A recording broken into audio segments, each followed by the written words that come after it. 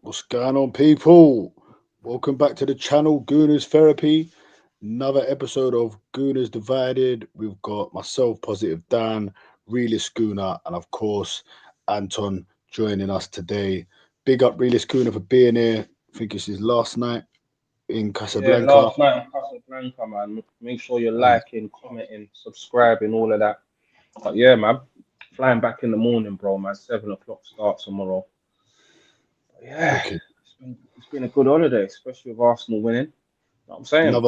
Another great weekend for Arsenal. Of course, City and Liverpool both won this week as well. Yeah. But in terms of Arsenal now, that's 9 wins in a row. Is that right? I think that's 9 wins in a row in all competitions. 7 of them, the last 7, we've kept clean sheets. Another 2-0 Crazy. win. Another Gyokers goal. Declan Rice, I thought, was phenomenal. Man of the What was match. your? I haven't spoke to you, Dan, even yet about the game. I haven't spoke to Wanton. So, what was your views on the game, boys? I think it was a great performance, to be fair. I think that's the most fluid I've seen Arsenal look in the Premier League. Albeit you can say it's Burnley, but yeah, you still got to get the job done. Declan Rice, like you said, phenomenal. Up and down everywhere. I don't want to hear about this flipping stupid argument about Caicedo. Just stop that talk, man. Yeah. Declan Rice, man of the match performance. Gyokers, I think that's the best that I've seen him look for Arsenal. Got himself on the score sheet as well. And great pass out to Trossard. Trossard's another man that had a good game as well, man. He's cementing himself on that left wing in the Premier League. Great assist to Declan Rice. And yeah, another clean sheet, man. Never looked like we was going to concede once again, man. It's just, yeah, this train keeps on rolling, mate. And I'm feeling very positive at the moment. It's looking good, man. It's looking good. Nothing to be negative about right now, man. Looking good. Only Yeah, thing that bro. we've been touching in the messages, Gyökeres is injured, but I know mine and you lot's thoughts are probably different on that. But yeah, I think we can survive without him, and I think he will be back. He might even be back for Sunderland. We don't know, The, innit? You the only understand? issue here with that, Dan, I'll obviously give my thoughts on the game in a second, but the only issue here is we have no fit of strikers at all if he's not available. Like Miko we have, Marino. he's not a striker. He's a midfield player who plays up top, and this is kind of like we're kind of back to where we were last year. That sort of worries me. I think we have to kind of wait to see how bad it is because the only way is it's just the way Arteta is speaking. It's the tone. It's like, oh, I'm really worried about it. He's never had a muscular injury before. He's talking as if this is something that is a lot worse than a lot of us originally thought out. Like I Does just, it's like just the holding mystery his behind it. he does hold his cards close to his chest though with injuries though, Arteta, man. Even when Gabriel was injured, we was unsure if he was going to be back, and boom, he's back. Saliba, boom, he's back. You understand? So I Dan, think we I've can got to say, survive. I agree with Anton though. If you read the words, I know what you're saying about Arteta, right? Sorry about that, guys. Well, just putting out a status of the show to my contacts. But yeah. So with the Gyökeres thing, the wording, right? It's the words Arteta has used that are scary me. He said he didn't have any muscular injury at all. So there was nothing that they didn't think he might get an injury. He was, as far as I'm concerned, he's fully fit. And for him to have to come off at half time in a game, the best 45 minutes in my eyes that he's had, especially in the Premier League, I thought he was phenomenal. If if Messi or whoever you might want to say, any top player, or even Foden for someone, you know, who's known for playing like that, or De Bruyne had done that, that pass to Trossard for the goal, for the Declan Rice goal, was nothing short of sensational. I thought, and It the was a pass good was, pass. Dan, that Even was the an pass to amazing pass. Saka, that Saka had a one-on-one. That Look, was that's what I was going to say. He put through Saka. Saka should have scored that. So he missed out on an assist there. It was a great pass. The pass to Trossard, for Trossard to set up, then Declan Rice assist of an assist. Obviously got his goal instinct for what we bought him for, to be in the right place at the right time and to score. And I thought he done really, really well. And for him to have to come off, I don't think there's no way Arteta would want to take him off. No way. He must have actually. He is injured. Let's face it. He's injured. Saliba come off at half time the other day as well, though. So I think you just, I don't know, man. I don't know what's going on. with Man. the Saliba, he wasn't as doom and gloom in the way he discussed it. Quotes like he goes, "I'm concerned because he hasn't had any muscular injury. We are digging to understand where we are in terms of the injury." Like when he talks like that, it's like, oh, we need to do some more tests and scans to understand the extent. And it's like he doesn't know any. Like it's been a few days now. They don't know anything at all about what is going on with him. But don't you think he would have come out and said, boom, he's going to be out for this amount of time? Like when Kai Havertz has been injured, another big player has been injured, he would have at least said something. So this muscular injury. So look, I don't think it's going to be a big one, but I'm just saying, even missing him for the Sunderland game is going to be a massive miss. Sunderland are on form, they're playing really well. Got another point today. What was the final score? They got a point. 1-1, yeah. Granit Xhaka scored as well. Big up Granit Xhaka. But I mean, look, I'm just saying, if we're missing him for Sunderland, it's a big miss because he's. I think fans that have said, you know, I think you've even said it, Dan. Marino could score more if he was playing up top, but everything that Gyokers gives you, I think you'll see when you could see it in the second half. The evidence was there against Burnley. Gyokers was brilliant, and as soon as Mikel Marino come on, we were nowhere near at the level we were in the first half. I know we're tuning up and we're not going to be going for that third as much, but still, we were not as good. And I do worry, exactly going back to what Anton said at the opening of the show, is then we're back in that same situation of Arsenal of last year. Of course, because I'm not worried at all. But we're not conceding goals, so I know we're going to be still strong defensively. So I'm not concerned even a little bit with Gyokers being out. I'll be honest. Who is this guy? I don't recognize him anymore. I know. What's going on? Listen, I'm not concerned even a little bit. Listen, it's because we're playing Prague, Sunderland, and then we've got shitty old Tottenham. I'm not concerned about these 3 games. The most I'm concerned about is Sunderland, like you touched on, Dan. That's the only game I'm concerned about. Tottenham are getting slapped at home. We do that every season. Do you understand? So even without Gyokers, our defense is still the same defense. Marino can come in there and do a job, and I think he'll be hungry and starving. He'll be out there to prove a point. So yeah, what if on the flip side we see Marino come in and we look better? Have you ever thought about that? Starting again. No, I don't. What you saw in the Burnley game, I think you could tell that Arsenal, like we were 2-0 up and cruising. I thought when we were turning around the second half, I didn't realize Victor was injured. I thought that we were going to go in and we were going to put those boys away, man. And all of a sudden, with Victor out of there, that's what I just kept coming on to this show and all other shows to say, which was like, no, he hasn't. Sorry, my girlfriend's asking me if my dog ate yet.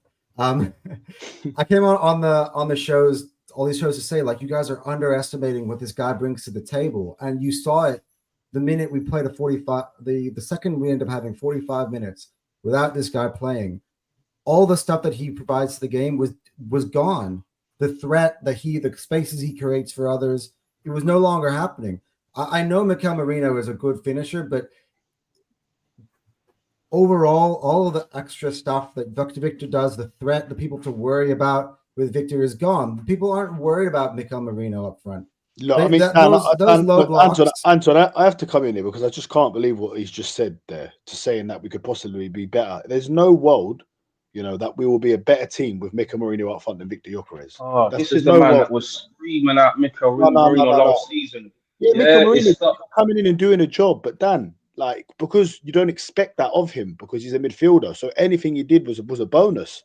But wait a minute, wasn't he lighting it up for Spain the other day and getting hat tricks and this and that? This is Mikel Merino, He all did of do that, that for Dan. Spain. He did do that for Spain, playing in the attacking midfield role. Yes, Why but you get as a and haven't as, you two both as a said that we've got the depth? We've both got the depth as well. Is that what you said? So why are you so concerned now? If we've got all this depth. no, because We got the depth. We got the depth because everywhere Playing else bloody except for Sunderland. there. You're yeah, but concerned our other against strikers, Sunderland. no, because our other strikers are injured as well. That's why.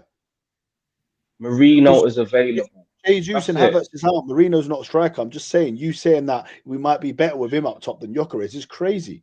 There's no world where we'd be a better team with Marino up top than Gyokers because it's not All right. Marino's fault. He's just not. He can't run the channels like in the way we've been playing. He can't. Gyökeres hasn't been doing these great things that you're He talking about. can't. He's had one good game against first half against Burnley. A great pass out to No, Trossard, no. an easy Dan, headed goal, and a good he's our link top up goal. play. He's our top goal scorer. Yeah, Okay. he's got How 4 many in the goals league. is that? One 4 goals in the league, right? Oh 6 away wow. goals. Wow. Yeah. That's a lot of goals in the league, ain't it? Well, listen, Mr. Top striker. Ekatiko's got 3, and he seems to be getting a lot of love. He's got 4 goals. He's got the same as Mohamed Salah, 4 goals. He's just come to the Premier League, and some of his performances have also been good as well in what he's doing off the ball. So I just think we're going to miss that. We're going to miss that focal point. We're going to miss his energy. You know, I'm not saying we're due not going to respect to miss Mr. him, but Marino. the way you two are going on, like, oh my gosh, it's going to be such a big miss. It's not such a big miss because he hasn't been doing big things, in my opinion. Do you understand? That was his best 45 minutes, yes, but we're playing Prague and we're playing Sunderland. We don't need to be worried, man. You And called me after negative. Sunderland, Right now, I'm feeling positive. After Sunderland, we got shitty Tottenham. They're Yeah, getting but slapped I think this is where we're different. without a Right? striker. This is where we're different here right now, Dan, is that you're assuming it's only Prague and Sunderland. We don't like the way Arteta is speaking. Is this could be something a lot worse than we first might Yeah, have if it thought. gets to that, then we can. and who do we play after that? That confirmation, I'm worried. Exactly, because who do we play after? We play Tottenham, Chelsea, and Bayern Munich in the same week. Playing them Chelsea not without concerned about. Chelsea not concerned a about them striker slapping them as well. is concerning because you might not concede, but you know we're not scoring abundant of goals. Yes, we're scoring And goals, he's not scoring an abundant of goals, and the goals that he's scoring are tapping City. but Yeah, look at that. yes, Goals are in the goals. right place in the right time. Exactly. Marino might not be in that position. That's an art. His movement is an art, and that's why he gets paid the big bucks. And at the end of the day, he's our top goal scorer. No other player's got anywhere near him. I think our next goal scorer, second, is Saka on 2, and Gyökeres is on 6. So Yeah, Marino has scored one of the most important goals of our season against Newcastle. Yeah, he scored against Nottingham coming Forest off the beating bench. bloody Burnley. Allow it, man. Yeah, Marino can do a job. That's all Well, I'm is he- saying. No, he can do a job. He can do a job. listen, but I'm he's not saying he can't do a better job, but it's than not having it's not Gyökeres sustainable. there. You said, Not to "Oh, we say might you're actually be upset down better." because he's in your bloody dream team. You're feeling salty right now. So I'm saying you had a decent Yeah, week he's and you coming thought, out. Had a lovely week. These Arsenal boys has put me right back up there. Let's go through man. some of these chats, man, because there's quite a few in Hey, there. go up Man. to AFC always. He said he was in hospital, man. I hope you're good, my No, brother. I see that on top. You say is that? it? Let's go back to He the was start. rushed to Once. hospital. That was the first comment I Oh, see there, man. I wow. hope you're good, my brother. That's some serious stuff. Right, here we go. Big up watching while I'm in hospital. Got rushed in on Saturday night. Scan showed slightly bleeding on the brain. Surgery was successful. Wow! Thank God to hear that surgery was successful. I'm really Yeah, sorry my that you had to go through that. AFC always, man. One of the main guys, always is supporting us. That just shows the level of love he's got for the channel, showing us Wow. love That's while he's in commitment. man. I hope we can uplift your spirits, man. Seriously, man. Get on to Dan. That might, lift you up a bit, man. I know you two like Dan. While he's in hospital, he's here showing love. I hope you have a speedy recovery, man. It sounds pretty serious, so really happy to hear that the surgery was successful, man. This is from Stone DK Iola 15. Don't do koala. Yeah, Koala, that's it, yeah. Big up the man. Big then. up, man. I like the name. Big up. Thanks for watching, man. If you haven't subscribed, please smash that like and subscribe. AFC always. Gyokers was looking sharp when he went off. Wasn't the same team in the second half. I have to agree. It's what I've just been saying on the stream. Big up Anton and the Dans. Big up Godfrey every single time, always coming and showing love. And then big up Tyrell Gunner. Was good seeing you the other day as well. Marino is good in front of goal, to be honest. He is, yeah, but he doesn't give you everything else. The running in behind, he's not going to be running the channels, is he? Video, you know, I've got videos you gassing this guy up in it, Dan, innit? You know, Listen, I've got them, innit? right. So what? When we've just beat Real We Madrid gotta put 3-0. context into it, though. Yeah, exactly. You can't like always freeze frame time. There were different There's times. what's they've ever done it against Real Madrid. The guy's got pedigree, man. Seriously, I'm not saying Marino's the answer up top, but I'm just saying I'm not Gyokers. But you said that we might even be better. That's the part that. That's the part where all this bro. He hasn't hit the world alive. For you, man, to be saying, "Oh, it's going to be a massive miss," I just don't know where that's coming from. It will be a miss, yes, not a massive miss. He ain't been doing massive things for the club. Yeah, he's been doing decent work. He's been doing good work, not great work. That's it. That's my opinion, it's just the role and the job that he plays within the system. Yeah, he might not always be banging goals, and now he's starting to do it. I think he's got 2 and 3, right? But prior to that, it's just the threat of him. It's just the knowing like his CV, so to speak, when defenders come and get ready for him, they know that we have to do a job to stop Victor Gyokers. I don't think they're worrying about Mikel Merino. That's the only issue. So therefore, these defenses are going to sit a lot deeper, being like, well, there's nobody here that I need to worry about now. So sorry, as Anton, long as we sit man, deep. I just killed this mosquito. I got like 10 bites, man. I just got him. Yeah, took him out. Mosquitoes in Morocco, huh? Bare hands, yeah, man. Nasty ones, bro. I've got about 10 bites on me, man. But yeah, he's done. Ooh. But yeah, man, I'm not trying to play down the Gyokers is going to be a miss, man. I just feel like we can cope without him, man. Look, I feel like we can cope I without think we him. can. I think I agree. We can cope with Prague and Sunderland without him. I think I agree. But I just kind of want to see where we are at with him. Like if Arteta can give us an update to say, you know, if it's a bad one. If not, if we don't hear anything further, then I imagine he'll be back after the break. But if he comes out and confirms something bad, that's the part where I'm like, we're in trouble. Although, you know, Havertz could come back in and take over at the start of the Tottenham game. But do you want to be rushing him in right away, given that he's also been out for a long period of time? You want to let him, you know, settle in, give him minutes here, give him minutes there. And instead you're going to, again, we're kind of here in a loop here. We're rushing man in. And that was the idea of having all this squad depth. And it's the one place we don't have great depth in terms of fitness right now. So what we're saying, AFC always, you got into a madness. You see that comment? Now I don't even know. Crazy stuff going on, man. Danny, you're right. Sorry, man. I'm just sorting out my camera. Oh. It's a constant occurrence, guys. He's always sorting out that camera, man. Don't worry, Dan. You look good, bro. Yeah, no homo, bro. No, it follows me in it, bro. I don't know. It's got some. I don't know why that happens. It's really autofocus thing. AI autofocus. It follows you around. Not good, right? Right? AFC always. This is not sounding good, my bro, man. Right. Am I back yet? Wait, is that really our AFC was? Is that just a joke, or is that really how you got injured? Because that's not cool, man. If people are attacking you for your opinion. Yeah, that's what I'm saying. That's crazy. Don't know where Dan's gone, but yeah.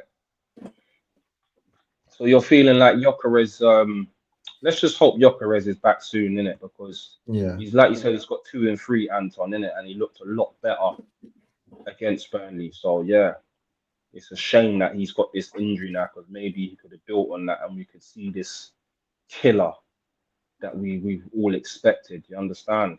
Yeah. Look, I actually my gut feeling is, if to be honest, is that he just misses the Prague game and he'll be back on the weekend. That's kind of because that's kind of what, as you said, that's what happened with Saliba, isn't it? So yeah, we don't know what's going on, man. But Prague, we've got enough there. We've got enough depth there to deal with Prague. Definitely. Don't know where Dan's gone. To be honest, I don't know enough about Prague. I don't ever watch Czech football, so I don't know what necessarily we have to look forward to on tomorrow night. So So what about the let's touch on the other games, Anton, man. You see Man City, Haaland still doing robotic things as he does, even doing the robot celebration now, man. Yeah, look, actually, I love that we're touching on this now because this whole narrative, it's actually very, very funny. And I don't know if you saw, I was going back and forth with Terry, big up Terry, about this idea of Liverpool and City have closed the gap. You know, like all of a sudden the two of them win a game and they're back in the race now. And for me, it's like we also won. It's exactly the same amount of points difference as it was last week. So last week they're in the mud. This week it's the same points gap, and suddenly they've closed the gap. What gap? It's the exact same gap as it was last week. That gap's going to extend on the weekend when they play each other. Right. So like I just feel like. But listen, that's why I think I really hope and pray Gyokers is fit, because if this is so important to get the 3 points when they're playing each other, right? We play Saturday, right? Worry about Sunderland. I'm just saying. That's going to be welcome to the Premier League for Sunderland. We play Saturday and they play Sunday, right? So the situation. Sunderland looked open today. Everton had so many. Listen, I really fancy us against Everton, but listen, look, against Sunderland. It's a 5:30 kickoff at Sunderland. It's going to be under the lights. It's good. It's going to be a great atmosphere over there. Was meant to be going to that game. Still small chance I may go to it. We're gonna take a drive or a train, because that's a long journey, bro. There could be a minivan being organized. So yeah, could still be going to that. Hopefully I do. But yeah, it's going to be a real atmosphere, great atmosphere. Look, you expect us to win, of course, but in a weekend where Man City and Liverpool play each other, you can extend that points and put the pressure on both of them. If we win, of course, we go 10 points above Liverpool. Hey, my boy Cal's in the chat. 10 points above Liverpool, 9 points above City, and they're playing each other. So imagine City, they're 9 points behind us, you know, like they were this weekend, but they had Bournemouth at home. Liverpool were 10 behind us. They both had home games, which you expect them to win. This weekend, they play each other. So if we draw, or God forbid lose that game, it really hands over the initiative for one of them to really start hunting us down. So it's a massive weekend. And I just would, you know, right now, like we and Anton have said, you have injuries in other positions. We've got players that can cover, and you can kind of get through. Our defense is so good. I feel like, you know, if anyone's out, someone can slip in and it kind of stays the same. They all play the same. Even Hincapié, if he were to come in for Gabriel, who I think is the most important player, he's aggressive. The defense plays the same system. It doesn't change, right? But with Gyokers and Marino, because they're such different players, our style has to change. It's simple as that. Based on what you just said, that is Gyokers would be a bigger miss if he's not playing than Gabriel. Is that what the statement that you're now coming out with? No, listen, I actually agree with that, but I mean, it's not. See, this is a different conversation here, Dan. It's not like what player is more important to us, what player is better. It's just how the squad is built. Like at the moment, you know, Jesus and Havertz all year. Gabriel comes out and Hincapié comes in. Like it's a difference in. It's nothing to do with like it's not a slight on Gabriel. It's just how the squad's constructed. But big up to Cal, man. Look, Cal. So Cal is thinking the exact same thing. We know our manager, and we know that when he comes out with these quotes and the way he said it, this sounds concerning. He's straight away. He's not playing tomorrow, so he's definitely out. It looks unlikely he'll be fit for Sunderland. And then you hope and pray that he's back after the international break. If we would have been playing Bayern Munich tomorrow, I'm sure he would have been coming out of a different story. Being that we've got Prague, I think they're just being cautious there. He doesn't need to go and play against Prague. Pretty comfortable to go over there and get the win without him. I think he was going to make some changes in the team anyway. So going over to Prague, I think let's just not risk it. He's got this muscular problem. Let's just slow down, see what's going on. I feel like maybe Arteta, it would have been better for him to say nothing rather than say something like that. I think he's kind of put us a little bit into panic mode, like by just saying that he's got some serious concerns about him. I think it's better for him just to be like he's not available for this game, and that's it. Because now we have no idea. As long as he's back for the Bayern Munich game, I'm all right, mate.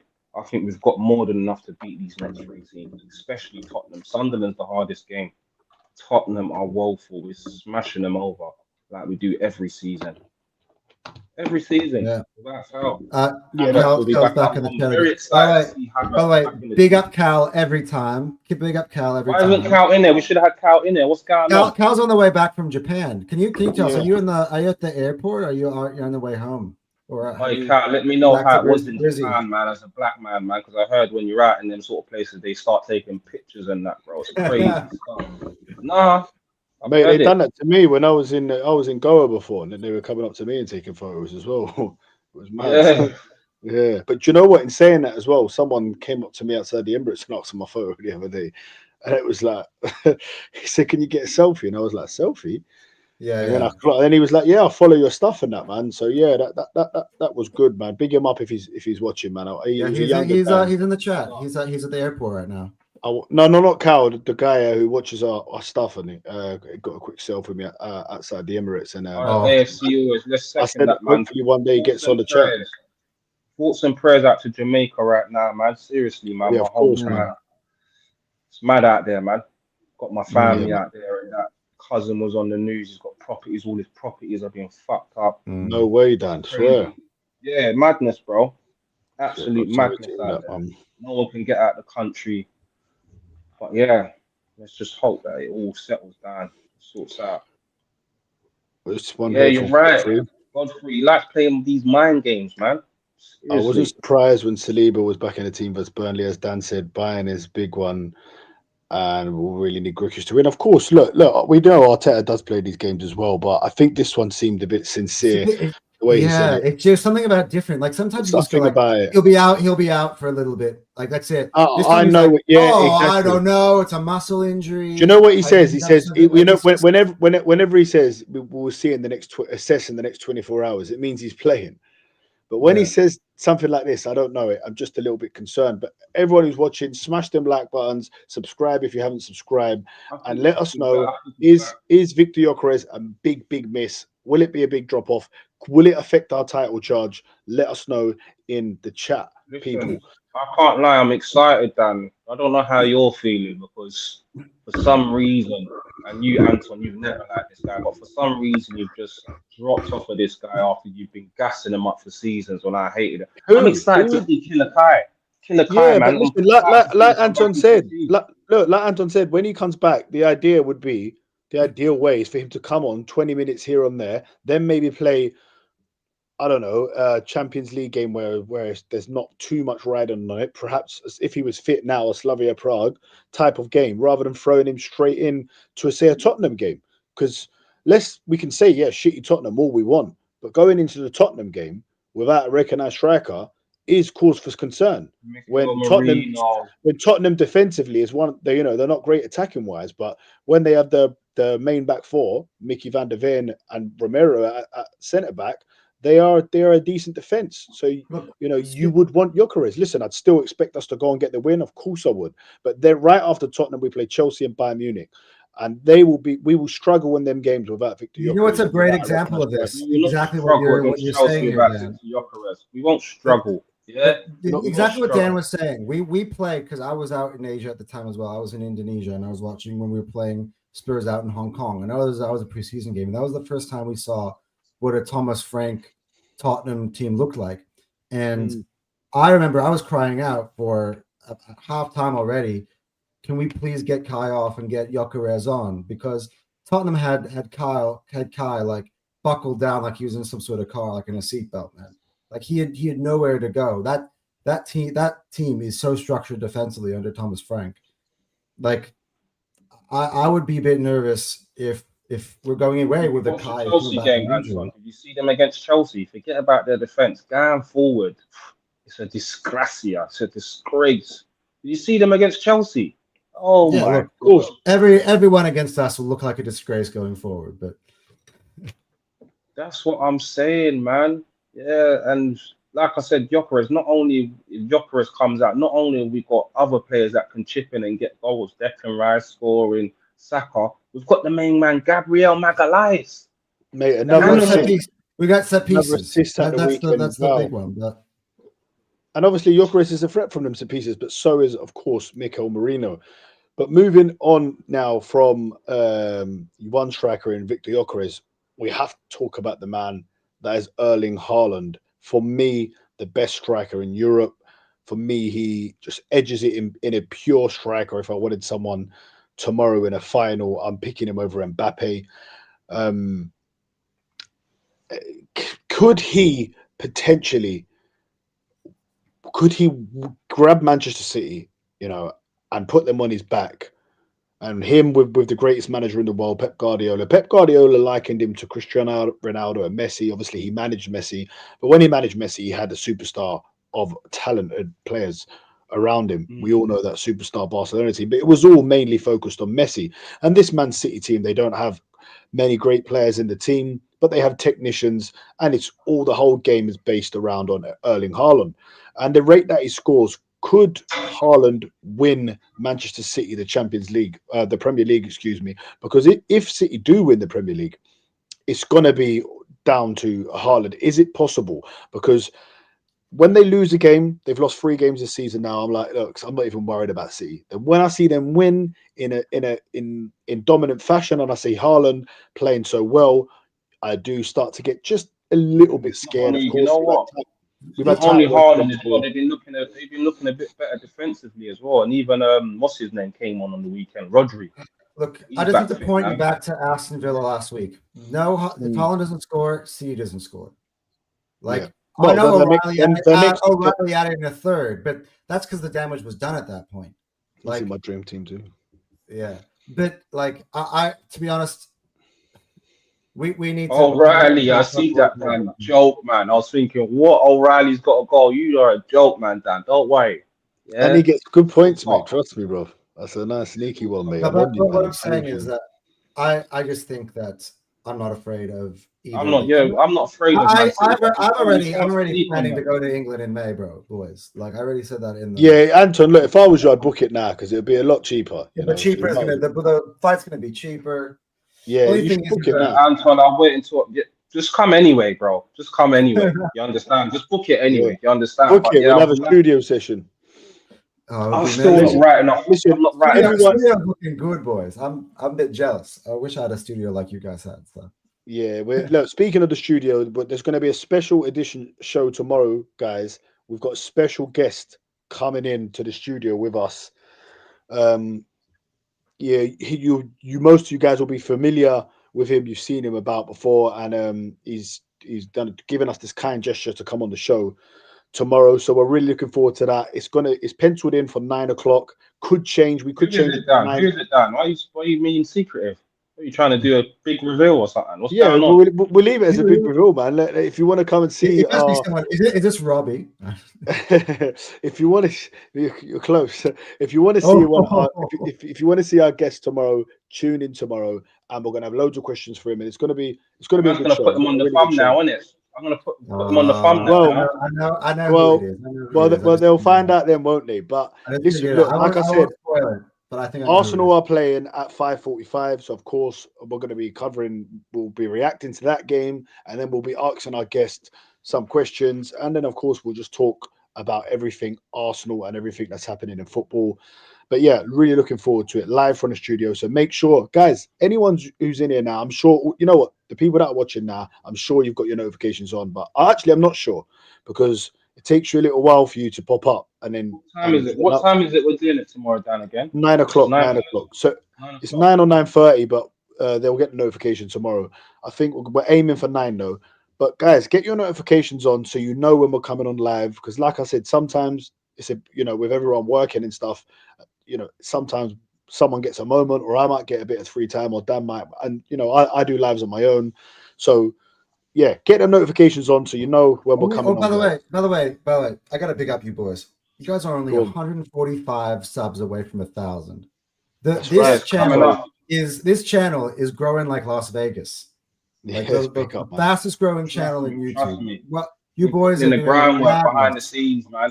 Literally out there on them streets talking to people. Yeah. Much love. Yeah, look, we've been putting the work in and we've been putting the hours in, and we're paying for studio time, and we're dedicating ourselves, and we've got great guests like you coming on, Anton, that's helping the show grow, and all of the loyal people that are watching us. When we see you, want to shout out your channel? Yeah, your and channel. Cal's in the chat, by the way, and Cal is going to be back for an exciting episode of Fire Them Cannons in the week. Although we've had some good guests, I got a big up Seb from TFT who comes on. My brother was on. Yeah. Oh yeah. You know what? You just reminded me. I forgot to get back to your message about Seb. Add him. I forgot. I thought I had. Now you just reminded me. Add him to the group, of course, if you want as well. Yeah. No, Seb the on real there. one. So anyone that's in the chat right now, please go over and subscribe to the channel. What is it? Yeah. Fire Them Cannons. Fire Them Cannons, and of course I got Hot Sport. We got the tiers coming out. I think I'm going to do it tonight or tomorrow. Yeah, what's the one you do the tiers? That's the one I really enjoy. That's Hot Sport. That's Hot Sport. That's my main personal channel. Yeah, last week I did a video called Right versus Wrong, which was I went back all the crazy shit that I say on the terrace, and I was like, which ones came true, which one didn't came true, and some of that videos was a madness. I was sitting there 6 days before we signed Eze, and even Terry was like, "Why are we even talking about Eze to Arsenal? He's going to be a Tottenham player. This is a nothing conversation." Everyone and I go, if Arsenal and Tottenham both went in for Eze, Arsenal will get Tottenham. And the Tottenham fans in the show are like, based on what? and I crack up every time knowing what's how obviously happened. And it's like based on the fact that he actually did choose Arsenal. You know what, Dan? Me and Dan done a show when he first got linked to Tottenham. But Dan, you said the same thing that Yeah, I said the same thing, man. Yeah, you said the same thing as Anton. You said that in the end. Sometimes I'm trying to say, it's being positive. That's what I'm saying, we use these platforms because everything gets recorded. That way, sometimes you got to go back and be like, go through the archives. Yeah, man. This Cal Gunner says he'll pick in Haaland over Mbappe in the final was wild. Mbappe scored a hat trick in the World Cup final. What did Haaland do in the Champions League final? Look, I get that. I totally get that. He scored a hat trick. You play them two together. I'd play Mbappe. He scored a hat trick in a World Cup final, and I think he scored one or two in a final before. That's what you're saying, Dan. You'd pick Haaland over. But also that's in the World Cup with France, right? You know, Haaland's Norway. Hey, big up Captain Odegaard. Pick up Captain Odegaard. I'm picking Haaland over Mbappe still. Because I see Mbappe come over to the Emirates and stunk out the gap. Exactly. Yeah. Haaland scares me way more, man. I take Haaland over Mbappe just for pure ruthlessness. Let's see what Mbappe does if he comes to the Premier League. I'm not. Haaland is like the WWE era. You know, John Cena's era, the ruthless aggression era. He is ruthless. That's what the guy is. You know, the funny part about this conversation is I would just start them both because Mbappe can play off the left. I just play Mbappe up the left and Haaland up front. Godfrey says I'm taking Mbappe still. Yeah, but right now Mbappe's playing as a striker, in it. So obviously, look, we've got the three best strikers in the world: Harry Kane, Mbappe, and Haaland. I don't think anyone's going to argue with that. What would your order be, Dan? What would your order be of them three? As in, who I would want to play for Arsenal. Or just in general? No, just who's your best striker out of them three? Who do you think? Who's the best striker in the world? You know, and then second and third. I think no one's going to argue that's the top three. I'm going for Haaland right now, Mbappe, and then Kane. The only reason I'm saying, I'll give you my reasons why I'm giving Haaland as well, because he's doing it in the hardest league in the world. Mbappe, you've been PSG, and now you're in the Spanish league, levels below the Premier League, if you ask me. So yeah. I'd say Haaland as an out-and-out striker, not as a footballer. I'd say Haaland in the Champions League. What is it? It's crazy. It's something like 30 games and 30 goals or something. Yeah, crazy records, man. As a footballer, Mbappe is better, offers me more. But as an out-and-out striker, Haaland. That's it. Yeah, that's like if you're playing one of them up top, you're taking Haaland. So you know what? You mentioned something. Playing for Arsenal, I would take. I mean, Haaland. Okay, I think Haaland. If I'm picking a team in general, I'm picking Haaland. But I think for Arsenal, in the circumstances and scenarios, dude, Mbappe playing for Arsenal, I'd give him the 14 shirt. It'd be like a regen of Thierry Henry. He is the modern day Thierry Henry, and it would be like back when Ronaldo and Messi were in the same league together. Yeah, you have Haaland and Mbappe in the Premier League. It would be a great entertainment just having one on one team and one for the other. Can you imagine Kylian Mbappe? And of course, you know me. I'm a big Victor Gyokers fan, right? But can you imagine if you had Kylian Mbappe in this Arsenal team? Oh, we would be crazy. We have any of them three, put them in the Arsenal team. It's crazy stuff. Even Harry Kane, man. ex-Arsenal man. No. Once you wear that white of Tottenham, you are banned. I hear you. from the You're not Emirates banned. Stadium. Sol Campbell. Look what Sol Campbell done. You're not banned. I'll take Kane tomorrow. Yeah, I'll tell you I will. Don't play Kane's with me, like, mate. 31? I don't want him. AFC always. Alan Shearer scored 260 Premier League goals. Haaland signed that 10-year contract.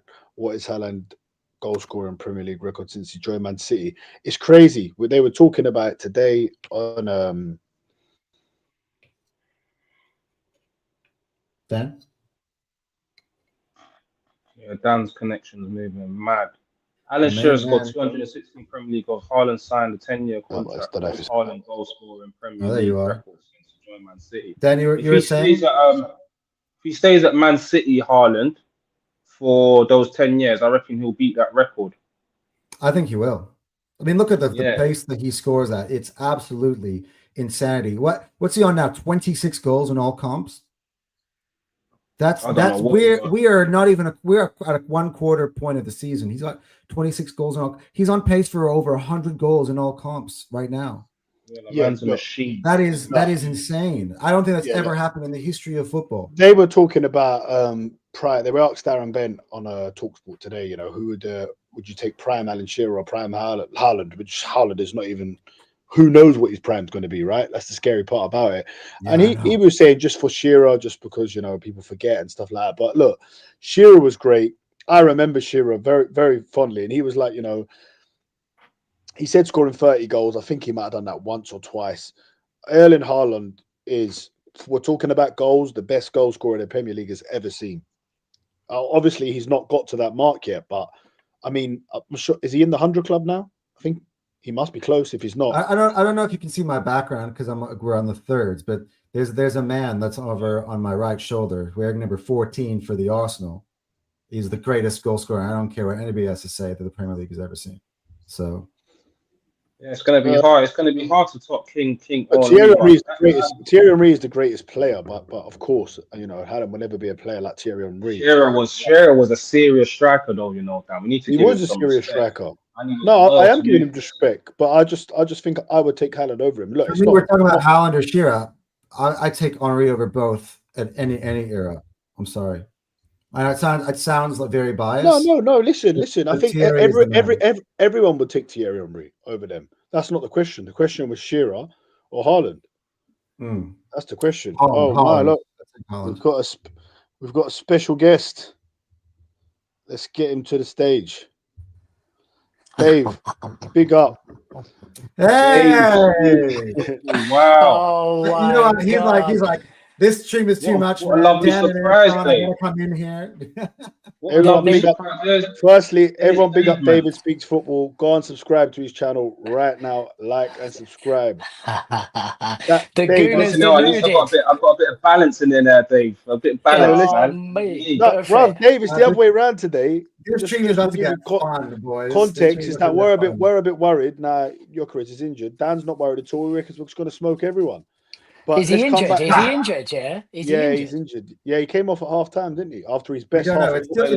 He's injured. He's injured, and these men are saying, "What a massive miss! Oh my gosh, we can't play without Gyokers now." We're going to be crazy, bro. We're going to be playing a centre midfielder up front, so it's going to be a big miss.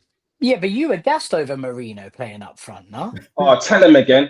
Tell him again, please. Tell him again, Dave. You started saying how he was brilliant against Turkey and all this and that, bruv. I remember. I was watching the show. He got a hat trick. He played centre attacking midfield that game, and that's why I was saying if he plays centre attacking midfield for us, then it's not the worst thing in the world. And even now, if it was Eze out, I'd rather it be Eze out than Gyokers. And if Marino had to play there, I would 100%. Really? Yeah, definitely. I'd rather Mourinho be coming in for Eze and still having Gyokers up top. Gyokers runs the channels, works his arse off, gets goals. He's our top goal scorer. Might only be 6 goals, but he's our top goal scorer. Didn't he score? How many did he score against Leeds? Half of that's against Leeds, no? Yeah, 2 against Leeds. 2 against Leeds. 2 against Atletico, 1 against Forest, 1 against Burnley. So, Yeah. Listen, it's better than Sesko, so I can't talk. 2 and 3. That's what I got a good one that makes him look good. Me and Dan, even realist Dan here was like, 2 and 3. That ain't bad. They ain't bad. You know. No, it's not No, bad. Listen, he's scoring goals, mate. Listen, I'd Actually, love to dig him 3-3. out. Sorry, 3-3. He got Is it? two Is it against 3-3? Atletico. No, because he had 2 against Atletico, 1 against Burnley, and then His goals are a 3. bit. His He goals didn't, are a he bit didn't smelly, play. though, He isn't didn't it? play the Brighton game, right? But So look, that's what you buy a the striker only for. game he It's scored true. against That's my was main point. Is that Mikel Merino might not Mm. be in that position. Do you know what I mean? Yeah, Like, yeah. he's To be getting fair, him. it's exactly what you guys needed. Someone to Exactly. score them smelly So- goals, you know, Yeah. and he he's didn't doing score it. against. He didn't score against Palace, right? So he didn't play against Brighton. So his last 3 games, 2 against Atletico Madrid, 1 against Burnley. That's 3-3, actually. Mate, Anton, when Gyokers scores, I mean, you cream your pants, don't you? Tell the truth, mate. You absolutely love it, don't you? You know what, David? He came from your country. You know what I mean? He was destroying your Hey, country. listen, Dave wanted him badly. Dave was praying for Yeah. Man United to get him. You know, he's making And now videos. you got, Maybe now we you got could just stuck get with him. Sesko. You had the revisionist history from some of your fans. Like, oh man, I'm so Staffy shamelessly being like, I'm so happy we didn't get Gyokers, we got Sesko. I'm like, Yeah, what's Sesko on doing, that, bro? Dan, are you still sticking by you would have preferred Sesko to Gyokers? Because a couple of weeks ago you was coming out of that. No, what I said to you was Go on. that You his got all the vids, bro. style of play may suit us more. That's what I said. But no, in answer to your question, thank God that it was Gyökeres and not Sesko. Yeah, you then went on to say, I still think Sesko's going to be one of the best strikers in the world. You still believe that Until as he well? signed for Man United. And then you're like, No, I don't. Even when he, Let's touch. I think he'll be a decent striker. Should we touch on United now that we've got the Man United? No, I want to ask Dave the question that I've just put to you because I think it's a good question. Obviously, we're doing the 3 best strikers in the world. Anton, you didn't give us your final one, so we'll come to you in a sec as well. I've gone. Obviously, no one's going to argue with the 3. If there's anyone else you want to throw into it, put into it. But I've said Haaland, Mbappe, then Kane. Dan has said the same, and you two let us know who would be your. yeah. Go on, Anton. You finish up. All right. Well, at the moment, it's undeniable. I was just saying, 20. Like they were at the quarter pole of the season. Haaland has got 26 goals in all comps. That's on pace for 100 goals in all competitions. That's including Norway, right? That's including Norway, yeah. Yeah. So that's a potential for him to score 100 goals in all competitions this season. That is unheard of. No one's ever done that. Not even Messi, Ronaldo.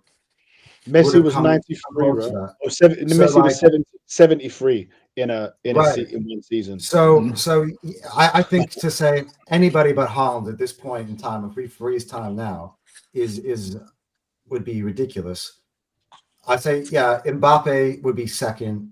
I guess I mean if you're just picking between these 3, then I guess Harry Kane third for me. But I know I got my own reservations about old Harry Kane because when he puts on an England shirt, man, in the biggest competitions, he disappears. So where is this Harry Kane when we need him? You know, to win us trophies. And I know people are like, who's this guy? American. My dad's British, so. I was just thinking that right now, but yeah, big up the British dad. If you guys watched Fire Them Cannons last week, my brother with this like thick Australian accent, and everyone's like, "Are you guys actually brothers?" I mean, but you guys even live in the same country. It's just. So is your brother what they call a pom? My brother is what they call a pussy, and he came to this country. He came to this country with an accent like mine, and the kids in his class used to be like, "Oh, make fun of his American accent," so he changed it. He just changed it to this Aussie accent, and he's never turned back. No, but big up to my brother. Dave, go on. Let us know then. Who would you? Yeah, I mean, it's not going to be much different to you guys, right? I'd have to go Haaland, Kane. I just don't like Mbappe. Full stop. Of course he's there, but I'm just going to delete him like he doesn't exist. And I reckon, given the right opportunity at the right club, Osimhen would be the 3rd. If he was I think if he was at a big, I think if he was at a big club in the Premier League, I don't know. I mean, what's a big club in the Premier League? I reckon if he was at Chelsea. Man United. Oh, do me a favour, man. Play it down. Let's go a big club, Dave. Don't be silly, bro. Let's still a big club. No, but I think if he was at Chelsea, I think he'd be pulling up trees. I think he'd be up there, Osimhen, to be honest. Of course, Mbappe's there, bruv. Yeah, but like, I don't know, man. He's like a a given, innit? But let's move him out the way for a second. It's got to be Haaland. It's got to be Kane. And I think Why are we moving Osimhen's Mbappe? No, we can't move Mbappe out. You know he's in the top three. oh, bruv, man, I just So, I'm not a but would big you? fan, innit? Yeah, all right. Mbappe, Mbappe is probably the best player in the world overall. So, Yeah, I feel like he's on his own pedestal, and I don't want to put him there in the striker department. I know he is that, but let's just take him out of there because he is special, isn't he? Are we He's saying he's like, the best player in the world, Mbappe? oof, yeah. it's I close, mean, isn't it? It is can you close. name who else is the best player? Yeah. Forget striker, player. Who's a better player? Right now? Yeah. Is Jamal better than him, Mbappe? No. No. What about Come the on, Ballon you're d'Or very winner? unfair to Dembele. Jamal. Why are we not talking about Dembele, Ballon d'Or winner? No, he's not Yeah, best I mean- player. You know what, in the to world. be fair, I didn't watch A enough year of ago right Dembele now, last season. nobody rated Bro, Dembele. I It's don't not, know if you. it's not better than Mbappe for me. No, Let's he's read not. that. He's not. He's not. So Kane winning the league. Barcelona let him go Yes. because they were confident that they had an upgrade in Yamal. So Yeah. Harry Kane, Yeah. that Harry Kane one there, just there. Harry Kane's like a number 9 and number 10 rolled into one, innit? The guy's top notch. AFC always says, question to the panel, as an all-round striker, would you say Kane is better than Haaland? In my question, I say no, because No. I don't want my striker, as good as it is, coming deep, and he's running games out there in the Bundesliga now. Haaland is, for me personally, the best striker in the world. He's what you want, ruthless, I think Kane's a better player, isn't it? Kane's a better all-round player, but not What I will striker. say, not an all-round striker. what I will say And I is think Kane's a better finisher. I would say Haaland's a better goal scorer than Kane. Yeah, he scores goal, but I'd say Kane's a better striker. But for me, in that City team now, Kane wouldn't be scoring at the rate that he is, that Haaland is, because so many of Haaland's goals are balls over the top, and it's the pace. It's the pace. It's crazy, isn't it? It's crazy. He's gone, and then he finishes it. Harry Kane would be that's not his game. Harry Kane, like I said, he's like a number 9 and a number 10, isn't it? He's both. On the flip side, though, Haaland, he could have double the amount of goals. He's missed a lot of goals this season. See those ones? Kane is putting away that hope shit. you're doing It's okay true, in it's hospital, but maybe your brain is bleeding a little bit too much right now because Yamal is not the best player in the world. A lot of people say that though, Antonio. The thing is, a lot of people they say it on the eye test. I want to pull up. He looked good against Elche. He looked good against Elche on the weekend. I saw that goal that he scored. Look good against Elche, best player in the world. That's a totally different thing. Yeah, but even Rashford looks good out there. Even Anthony looked phenomenal out there. So no disrespect. Listen, you can only play who you're playing. But Rashford once looked good for you, man, as well. Let's be honest. He did look good for you, once upon a time, but he's been looking shocking, right? What you could, the players' names you just mentioned, I wanted to ask a United fan about this, and here you are. And I watched your video, and you said that obviously I commented back in a joking way about Dalman, but you said that Yamal's no better than Anthony. I mean, not Yamal, you said Ahmad is no better than Anthony. And do you know what? Yeah. I watched the United game back, right? Because I missed it when I was out. Anyway, I watched it back, and for me, right, here we go again. Reminds me a little bit of when Saka used to play left wing back for Arsenal. And Unai Emery used to play 5 at the back, and he started Saka off at left wing back because he wanted him in the team. But we had Aubameyang, Lacazette, and Pepe, and Pepe was a £70 million signing. Aubameyang was the captain and was scoring loads of goals, and Lacazette was a main player. So, but he wanted Saka to play. Now we all knew that Saka wasn't going to stay at left back forever, but he played the same formation that Amaran's playing, and Saka had to play in at left back. The difference is Saka was better at defending than what Ahmad is. But for me, it's not fair to criticize Ahmad so much because the guy is not a defender, and when he attacks well. He does his best getting back. I think he's like he's an honest lagging boy. He seems like an honest guy. He's trying his best for the team. Look, what a finish against Forest. Can you turn it on each to help upgrade Dan's internet, please? Thank you. Forest against. No, do you know what though? Listen. What's weird is that when I'm in the other place, I do it. The internet is nowhere near as good as the internet here. So I don't. He's lagging again. Yeah. Lagging. He slapped it against Nottingham Forest, though, Dave. Ahmad, no. So listen, What let a me finish! And then let what me Yeah, let Dalo I me want say to I about want to him? let Dave go on about this because I think he's got more Go on. to say. Yeah. let me explain. You know me. I'm not shy saying my Mm. takes, even if they're controversial, right? He's right. It's not fair because Ahmad is. I mean, it's not just Ahmad being playing out of position. This manager's got like 5 players out of position. And when you're playing, listen, in the Premier League, right? If you've got one man out of position, you might get away with it. If you've got 2 men out of position, you're in trouble. If you've got 5 men out of position, mate, you're struggling. And the 5 men are Ahmad, Dallo's out of position, Bruno's out of position. Mm. You could argue Luke Shaw's out of position. He's not a centre back. So anyway, but back to Ahmad. Bro, I ain't gonna lie to you, bruv. Like I was watching that game thinking to myself, this guy don't do anything that Anthony don't do. Mm. Mm. Like when he's one-on-one with his defender, instead of going to the line, he does everything Anthony does, cuts in on his left foot, passes it in, or has a shot. It's the same thing. I know I'm being harsh because maybe Ahmad scored more important I think goals it's than just the Anthony name did. Anthony He's has still young as well, Dave. He's He's a younger young than player as Anthony well. as well, though. with the United Way fan younger. base. But I think he's a million times better to than. be fair to Anthony, he carried Real Betis last year to the Conference League What I'm final. saying is, yeah, Ooh. and Anthony with confidence, and listen, it's in the past, yeah. But Anthony with confidence, in my opinion, and I've seen him do it. Glimpses at United, he scored a great goal against Barcelona and knocked them out of the Europa League that year, right? Mm.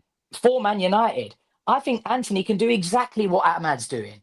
I I, You I just missed don't. Anthony. Sounds like you're missing Anthony a bit. No, I ain't gonna lie. I made videos. Saying I'm not sure why we got rid of him because who do we Really? have as back? Who do we have as backup for Ahmad? Who? Dallo, Mm. Mm. Mazraoui. I still think Anthony could do the same job that Ahmad does, but that's It in would the have to be past. I was pretty gutted with Mazraoui. Ahmad. He's lucky he scored because he's the reason we conceded one of the goals. And he's just a little bit wasteful up front, I think, bruv. But listen, maybe it's me being harsh and Look, emotional, yeah, but he's a bit young though. I think sometimes with those kind of players, I'll be Okay, can I consistent. ask you? If it was players on our Ask, team, let's say Well, look, Dallin gets run in the Jay squad. Walker here agrees with David. Go on, yeah. subscribe. David Speaks Football. If you agree with him, man. where But where are yeah, you look, at with look, United right now? Because Dave, let me just ask you: the last 4 games that you've played, you've got how many points? Is it 10 points? Well, Now bruv, you if looked at someone, those games before that, mate. well, you You would have know been me, happy with 6 or I thought 5. I So thought we were guaranteed relegation, honestly. So if someone said to me 3 wins and a draw, I would have bit their hand off. However, bruv, like you watch us against Forest, and I ain't gonna lie, I was thinking like, is this a fairy tale? Is it happening? I was getting gassed, bruv, Mm. thinking like, even you, man, made a video, our United title challengers. I know you were mocking it, bruv, but I ain't gonna lie. I said it Deep on inside, 3 different videos last deep, week. deep inside my heart and in my stomach, bruv, I was starting to believe it or not, that maybe, just maybe Amarim can do this again. He did it for Sporting. In his first full season, he won the league. I thought, wait, is this happening? No, is it you said you had fuck, bruv? tears in your eyes. You had tears in your eyes the other day, Yeah, Dave, man. yeah, oh, Bloody bruv, I get hell, you got to emotional. draw. Dan, I get emotional, Dan. I get mad emotional. Here's where I'm at, bruv. I'm disappointed with the Nottingham Forest result. We went 1-0 up. It was lucky because it weren't even a corner. But Sesko is fucking dead, bruv. Sesko is dead, bruv. And in the summer, Wilcox had a meeting and said, should we get a striker or should we get a midfielder? I regret getting the striker, bruv. They should have spent that money on a midfielder, kept Hoyland, because Hoyland would have got some more chances with Cunha and Mbumo, and get the midfielder. I think we would have been better off. That's my opinion, bro. We have to beat Tottenham. If we lose to Tottenham, we're back to square one, innit? It's true, innit? What is that game at home? I'm not sure. Tottenham I need. smashed you like 4 times Listen, last maybe I'll get a season. Yeah, second. I just get my laptop charger. My laptop's about to die, so give me. yeah. No oh, bruv, worries, the other Ant. day, bruv, straight facts. You had David in the back of a bloody, in the back of Yeah, like I was some in locker room. Belmarsh. I was in Bro, Belmarsh. and I was like, yeah, you know what? I've just got to my spots where I was filming, got out my headphones, had everything all set up, camera and that. Bro, turned the laptop on. Oh, where's my charger? No battery, no charger, bro. Back to the phone, bro. Oh, mate. Yeah, I had people commenting Stress. on that straight facts saying, bruv, I is know. David in Belmarsh? Yeah, I know. Yeah. I Oh, was that in was some funny, closet, bruv. I was in some closet. But listen, man, I ain't gonna lie, bruv. I'm praying every night that Arsenal fuck this up, bruv. I'm praying every night that you, man, just fumble it somehow, some way. I ain't gonna lie. I reckon if you, man, win the league, I'm gonna have to leave the country. I'm gonna have to make. Yeah, I can't take it, bruv. I'm not gonna be able to What do you handle think? it. Can you be I honest got and bad tell news me to you, what do David. you Wherever think you are in ends the up this world, season? you're still going to get the same thing. I'm in Yeah, Australia. yeah. Like, Yeah, Go, do you think go we on, can do Dan. it this season, Dave? What do you think, mate? yeah, I for mean, real, for real. No, for real, for real. let's ask the famous question, right? This Go is the for way it. it goes, right? If you had a £3 million bet, it's not £3 million, it's £1 million. So you got a free £1 million bet to put on whoever you want to win the league. The odds are all the same, so no one's better odds than anyone. You get to double your money. So you could put £1 million of the free £1 given to you. You Fuck get to me, put I've it on heard one this team about to win the 50 league. times. So you have a chance to win 2 million. Who are you putting the million on? And this is, you have to be honest from your heart. Who would you put it on Of right now? course, I'll be honest from my heart. Listen, this is the best Arsenal have looked since I was in school. It's the truth, innit?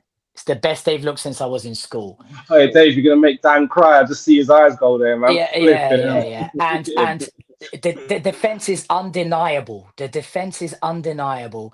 And when you've got Gyokers scoring these smelly goals, it all looks fantastic. It is almost undeniable. However, I don't trust Arsenal. I wouldn't put my money on Arsenal even if it was free, mate. My £1 million goes on Man City, fella. That's where it goes, unfortunately. Yeah. Wow. The thing is, though, what's the thing is about this question is that you'd never know unless it was a reality. Because if it was in a reality, I'm Yeah, pretty true. sure you'd be putting that money on Arsenal. Yeah, I don't know, man. I don't know. You guys look great, and yeah, I it's feel like David's undeniable.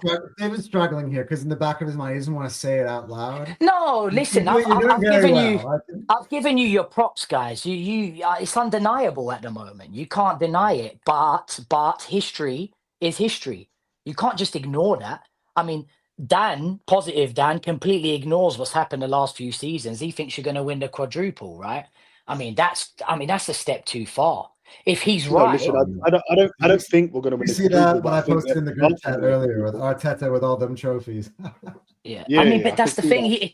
that. If for me, get one trophy, get one of these trophies under your belt, and then you can start getting excited. But like you said, the Carabao Cup's important, isn't it? It is important. I 100%. agree with you. I think if you get that under your belt, that puts you in a great place, doesn't it? But I don't know, man. Dan, what are you gonna do if you end this season with nothing? Honestly, tell me what you're gonna do, bruv. Just I'll have to cancel Gooners therapy, won't I? Unless the Dan Yeah. could just take over in it, bro. Do it all in his own time. You know what I mean? No. What am I gonna Dan, do? This is Dan, what you do. This is what you do. You just go, you know what? We really screwed up. This team, we were in a perfect position. We screwed it up. And Just give Arteta we have another to 10 say, years. That's what Dan. That's no, what me and Dan and then do. literally, I would Yeah. say, let's be honest. At this point in time, I don't see a possibility of us not winning the league. But if we do, Arteta's got to go. How could you screw this up? what could screw Like, it up? What could screw it up? Honestly, I can't. If I'm Well- honest, I can't see what would Well, Tell screw you it what, up. I'll tell that you what news could that's screw it coming through up. the pipeline about I'll tell you what Gyokers at could the screw it moment, up, that Dave. makes me nervous. This is what could screw it up. If a couple of these, we stop scoring these set pieces in a couple of these games, and these teams start getting lucky, and the chances that they're getting, they start putting it in the back of the net. A couple of worldies go in. Haaland Are keeps scoring like a robot. our teams getting chances against you, Mando? They're They're getting not. chances, bro. They're not. Because even against Yeah. Fulham, there was no shots on target. There was chances, half chances, innit? People score half chances. That's all I'm saying, innit? That's the only way it's gonna happen. That's the only way Since it's gonna happen. Newcastle, only Eddie Nketiah has gotten a shot on target, and I could barely even call it that, a shot on target. Look. Let me just read that. 9 wins in a row in all competitions and 7 clean sheets in a row. It's unheard of Yeah, what's then you look happening at right now. The first Look at team the in the Brighton history game. of English Brighton football game against to go Carabao an entire Yeah, Cup as look, well. season Dan, without the Brighton conceding. game, though, you'd expect that because we made 10 changes. Yeah, 100%. But I'm just saying, I'm just saying they had chance to make finish to make 10 changes and still beat a Premier And League still side in slap Brighton and still 2-0. slap Brighton. Yeah, it's You know a what I big mean? deal. Seriously, nobody's Big talking deal. about this enough, right? Month of October, we didn't score a goal. That's the first. We didn't concede a goal. That's the first time in the history of English football, that a club has not conceded a goal in an entire calendar month. Can I ask you the next question? This is not me trying to dig, like, it is what it is. Are you enjoying the football? Yeah. Yes. Yeah, you are. I literally am. Yeah. Very much so. Winning football, I'll always enjoy, man.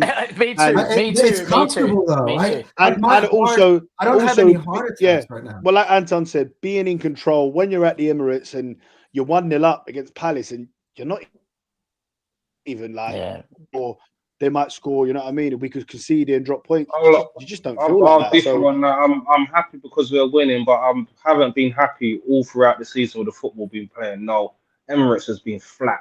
Emirates has been dead. Can I ask you a question, Dan? This is a serious question because you didn't go to the Atletico Madrid game, Dan. For me,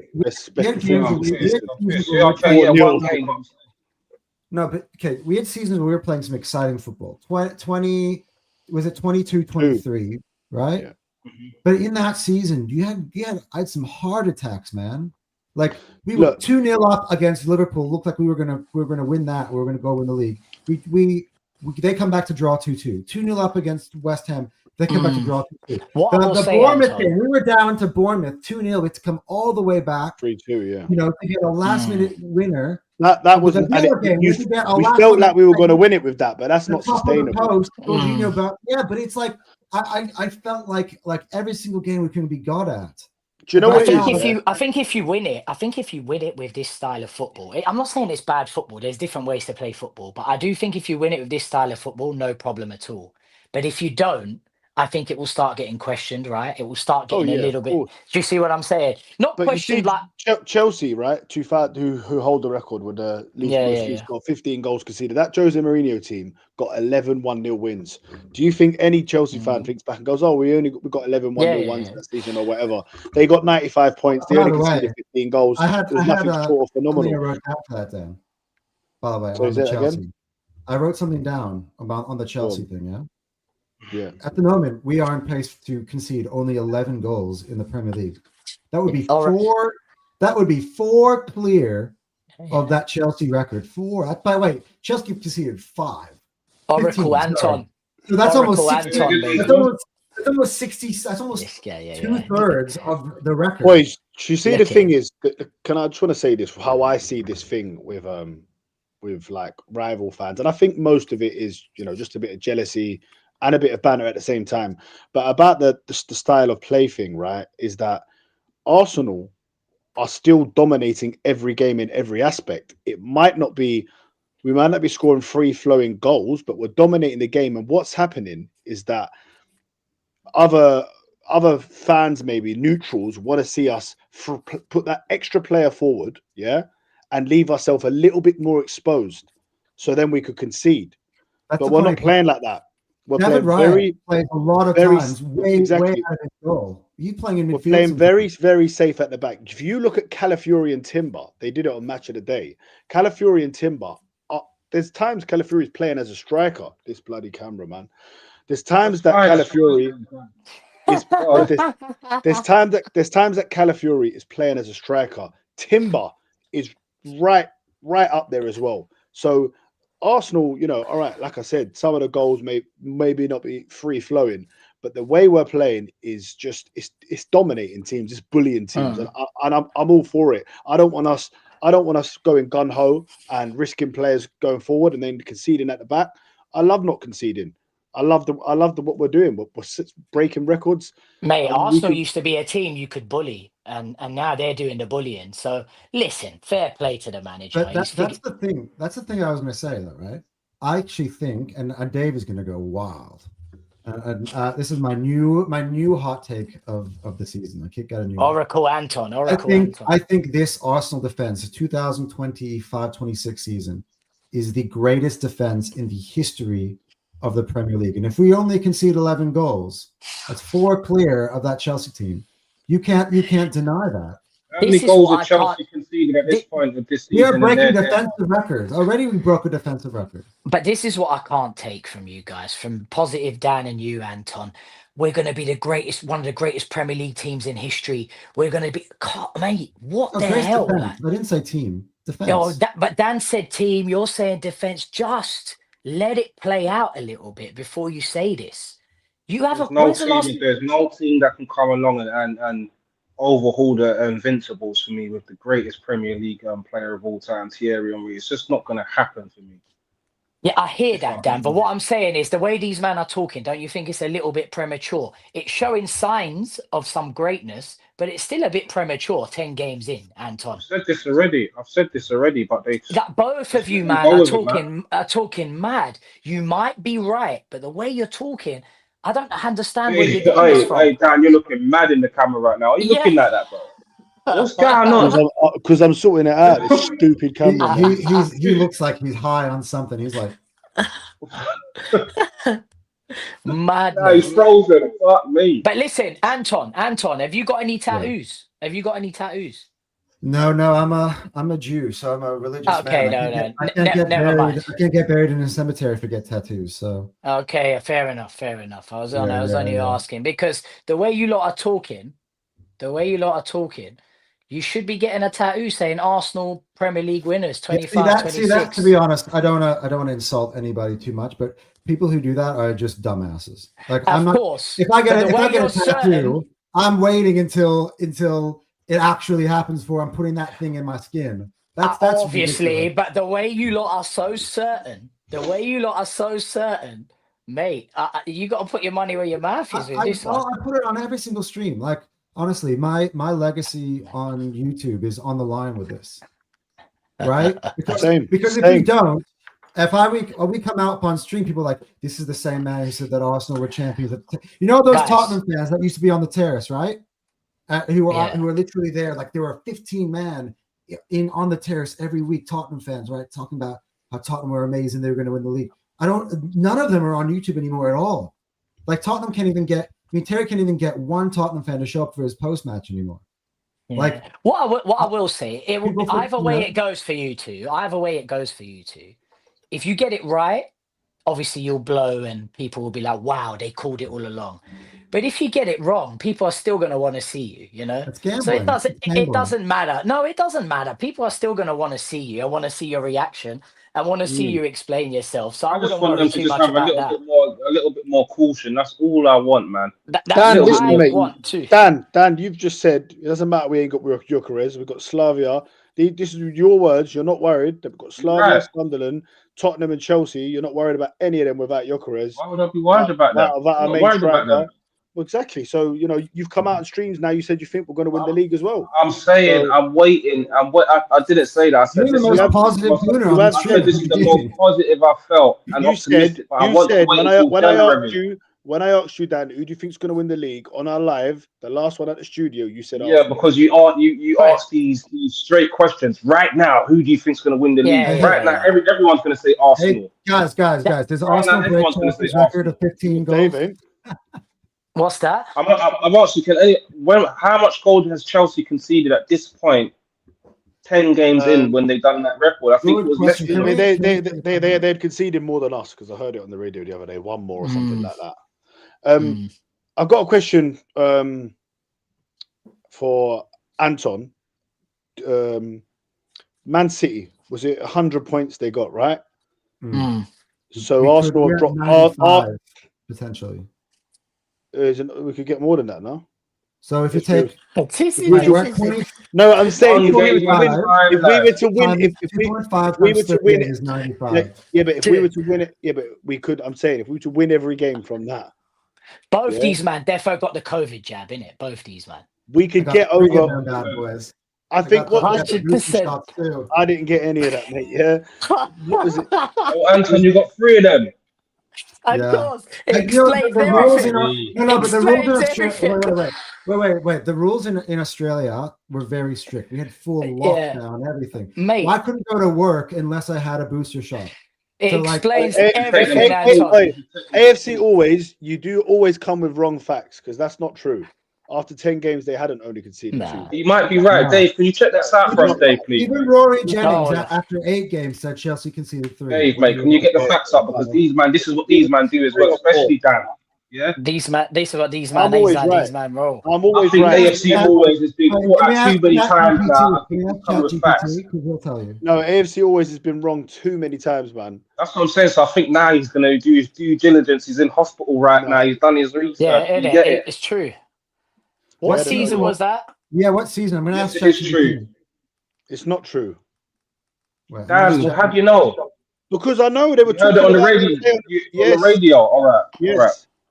They were talking David about it. speaks football and Anton. Yeah, can we get some facts, please? So right now, I can't even. It's I've on got it. no It's other on its phone. way. It's on its way. Yeah, I'm baby. trying It's to on find its it way. too. But look, how many games are left? Is it What They 28 season had was games? that? conceded. 04, I'm here. I'm here. 04, 05? They had conceded 3 goals at the 3, 10-game Same. mark. Okay, Same as us then. Yeah, 3 goals at the You did 10-game 1-2. mark. So same. Yeah. Yeah, so we're on. So he was par. wrong then, Dan. So he was wrong, yeah. I was right. He was wrong.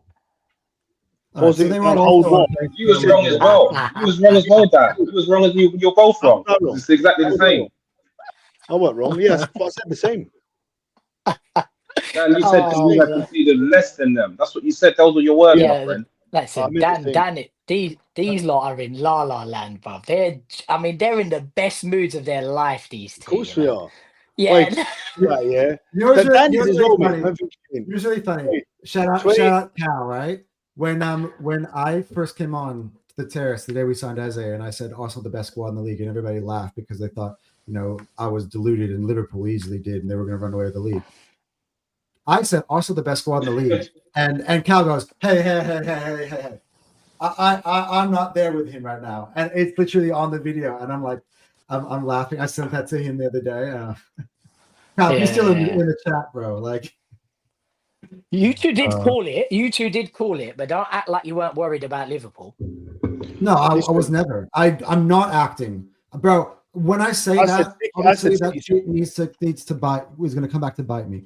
I'm not. Yeah, what I don't get about Dan as well, yeah. I know it's different this season. Our defense has been looking good for the last 2 seasons. You said this to me last season as well, Dan. Yeah, and things materialize and things happen while we didn't win the Premier League. Why That's did all I'm you saying. say that last year with AFC always, bro. You must have slow sports news because it ain't Sky Sports News that you're watching this on, bro. Yeah, I don't know what's happened with your injury and that, but he said Sky Sports got up after the first 19 games. Chelsea had only conceded 2 goals under Mourinho, first Chelsea manager, bro. 2 goals in 19 games. What? And then they conceded another special one, mate. Special what? And one. then they conceded 13 in the next 19. Come on, bruv.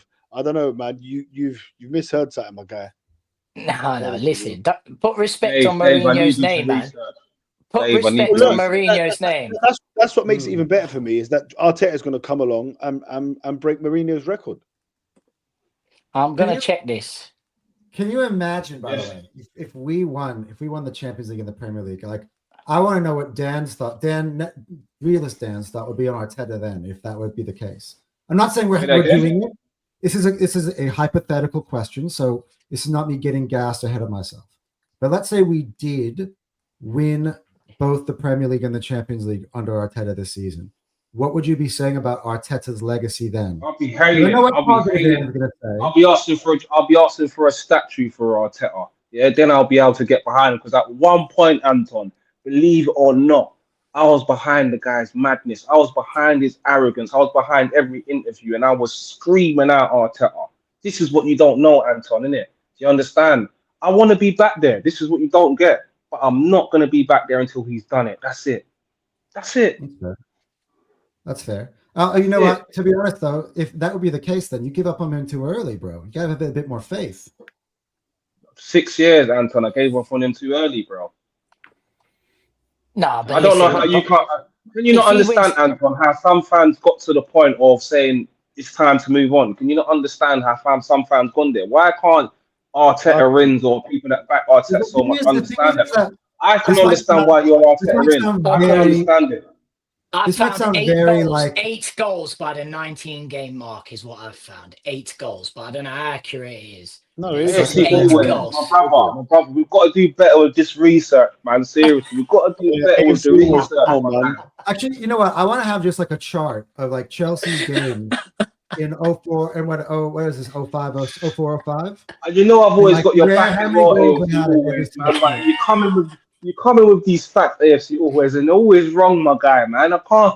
Oh, Always. what do you expect me to do, man? So they conceded 1 goal against Southampton, 1 goal against Man City, 1 goal against West Brom, 1 goal against Fulham, 2 against Bolton, and 2 against Arsenal, which equals 8 goals at the 19-game mark. So Wow. yeah, but that is mental. 8 goals at 19 games. That's mental, mate. Who was their back four? Like Carvalho Carvalho, Terry, Carvalho, Gallas was left back, Dallas. and Actually, and Gold not Ferreira. yet. He Was it with us. Ferreira? Paulo Pablo Ferreira? Ferreira. Yeah, so 2 Yeah, Portuguese guys in that Mate. team, and Solid. then He was in the centre of the and- park, Essien and them type of brothers. no, Makalele was Makalele, Makalele, Yeah. yeah. and Peter Cech, obviously, of course. So yeah, I mean, They look, had Damien Duff in them days, bro. yeah, they had Duff and Robin on the wings, Screaming Lampard, down the Robin. wing. Damien Duff, pick up my Irish Screaming brother. Damien Duff. Yeah. And who was that Romanian fella? Was it Miku? What was his name? That geezer Oh, they signed. Michu. He's I got don't trust caught you doing with fucking- I don't trust you with Mutu, names, bro. Mutu. It's definitely Mutu, not yeah, got it. Muchu. It's definitely not Muchu, bro. If Mutu you're saying it's from Pokemon. Muchu. It's Mutu. That's his name, Adrian Mutu. Geezer got caught doing fucking load of packet, innit? Had to pay about a £9 million fine. Legendary, bruv. Legendary. Anyway, listen, you man. Look, I just want to read this one first. Someone here saying he'd have Go to on. win 2 league titles for me. Like, it's just ridiculous, isn't it? Oh, so Yeah. win 1 But league and why? then you say, look, people like that, anyone who says that, That's a bit crazy because I'll be honest, Really I hate irritating. Ruben Amorim, and if he won a title for Man United, I'd love him to bits, bro. I mean, So, considering I that don't no quite- one's won it since Sir Alex, he'd be the first one to do it. well, exactly. No one's won it since Wenger. So Right. So, like, what all of a sudden, I've been starving wins for that 21 Premier League. years. We get 1, and we're like, no, I need to get 2. I'm like, bruv, that's crazy. 21 years of pain. He's No, gonna I end mean, it. Whoever but wins that he- Premier no, League but for hold me on. is he would need to Yeah. win 2 league titles for me. For what? For him to do what? And what Like, if he won the what? Champions League? The club has never won the Champions League in our Yeah, history. that's How why come we he need gets to do context on that? why he's saying that. He might be talking Yeah. about a statue or whatever, but to Yeah, I maybe don't know just what say he's that, talking about. Yeah. oh, Yeah, for a exactly. statue, fair enough. All right, that's fair Oh, enough. okay. Oh, we understand that totally. I thought you were saying for you to be behind him. Yeah. That's what I After what thought. you saying, C7 Walker, I'm taking it too far. I'm just going to say he wins the Champions League and the Premier League this season. No, look. He I wins the think Champions League, he was any As Wenger manager, got a statue. Wenger hasn't even got a statue. any manager Yes, he that wins the does. Champions League for Arsenal They will unveiled deserve it. a statue for me. Yeah, of Right. course. No one's ever done it, Couple right? years So ago. whoever wins the Champions League for Arsenal is Right, Dan, massive. And confirm it. Has Wenger got a statue, my bro? He hasn't, has he? Yes, he does. No, he does. He does. Does 2 he? years ago. Yeah, I remember Yeah, I was Wenger I was in Bali He and does. they put it up. Arsene I've Wenger never has seen one. it. Yeah, no, I actually saw it the other day. Arsene Wenger has one. Herbert Chapman has one. Where is it? Dennis Bergkamp, Tony Adams, and obviously Thierry Henry. But Yes, look, Arsene Wenger has a statue. if see, Wenger got one, I don't know. he's holding the George- Premier League up, innit? He's holding the Premier Yeah, League up. Yeah. Yeah, the unbeatable one. What about George Graham? Because George Graham was a great manager for Arsenal. He was there for 8 years and won 6 trophies and one of our only ever European trophies in 1994 in the Cup Winners' Cup. The 2 Cup Winners' Cup finals. He won the most dramatic league title in 1989. In 91, the year that me and David were born. Anyway, he won the. There's some scandal with George Graham. There was a scandal, He wasn't it? won the league. Yeah, there was a scandal. He won the league with only losing 1 game, which is, I think, will happen this season for us. I think we'll win the league with only 1 game. Then my invincible shot won't look too silly then, will it? It will be off, but only by 1. Question. If you had to sign a player in January, who's it going to be? What position? Where do you feel like you need to... Left wing. I'll buy Semenyo or Yildiz from Juventus. Actually, big up again to Gunfire them Cannons. We were speaking about this during the international break, me and Cal, that because Odegaard's been in and out with injuries and Eze's been playing in the middle, it leaves us vulnerable out on the left because we only really have Martinelli and Trossard. And now Martinelli's also out injured, so like we're really thin out there. I would go and buy someone for that left-hand side. But it really Do you depends again. think you will? If Do you think you Liverpool will? and City sign players in January, we I can't. need to. I can't see it personally. Having just I can't see spent us signing anybody. To be 300 fair, I don't million. think we'll sign anybody. I don't think we sign But if anyone. we were to sign somebody, it would be on the left. There's like, big injuries. I think we can't complain. We've been backed. Yeah. The squad is absolutely stacked. Everyone, please, if you're watching it, even on the replay, smash the likes. We're on the road to 1,000 subscribers. I think we're on 855 at time of recording. Help us get to the big 1,000. Don't forget us. You said we're stacked, yeah? You said we're stacked, yeah? You just said that. So if Gyokers gets injured, do we need another striker? Well, yeah. Well, we've got Havertz and Jesus to come back. Havertz and Jesus to be back. Well, that's not good enough in your eyes. Yeah, get Jamie Vardy. Get Jamie Vardy. If we got a 12-point lead in the Premier League, I think we can have whoever we want up front. Nobody's catching us because of the defense. Yeah. But well, if this muscular injury turns out and they say, "Oh shit, he's not back till April," do we need a striker in January? Yes or no? That's why I'm holding my breath. There are two players in Arsenal's team that if they went out, it's hard to replace. That's the 2 goal scorers from the weekend. So it's David. Let's ask David, an outside fan. Don't just answer instantly. Give yourself a second. Who do you think Arsenal's most important? If you was imagine you're an Arsenal fan, and one player you pick not to get injured throughout for like a long sustained period. It's easy for me. It's between Declan Rice and David Raya. Okay, not Gabriel.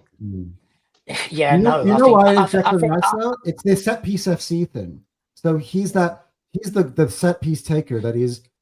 Gabriel's great. Gabriel's great. Them long throw-ons that they were doing, Burnley, and every one of them, he was just bosh, have that getting it out, and then he got the assist for the goal. He's getting assists for goals, so he is. Just he's sensational. He's a phenomenon. Like he will go down as one of the greats. But I think you can get by with. I mean, it'd be tougher, but Mascara's come in and slid right in, innit? I know it's alongside him rather than take his spot, but I mean, I think David Raya is he's not underrated, but I think he's undervalued at how important he is for you, like in the way you play. Crazy stat, right? You know what? Last year he won the Golden Glove with 13 clean sheets, and we're already on 7.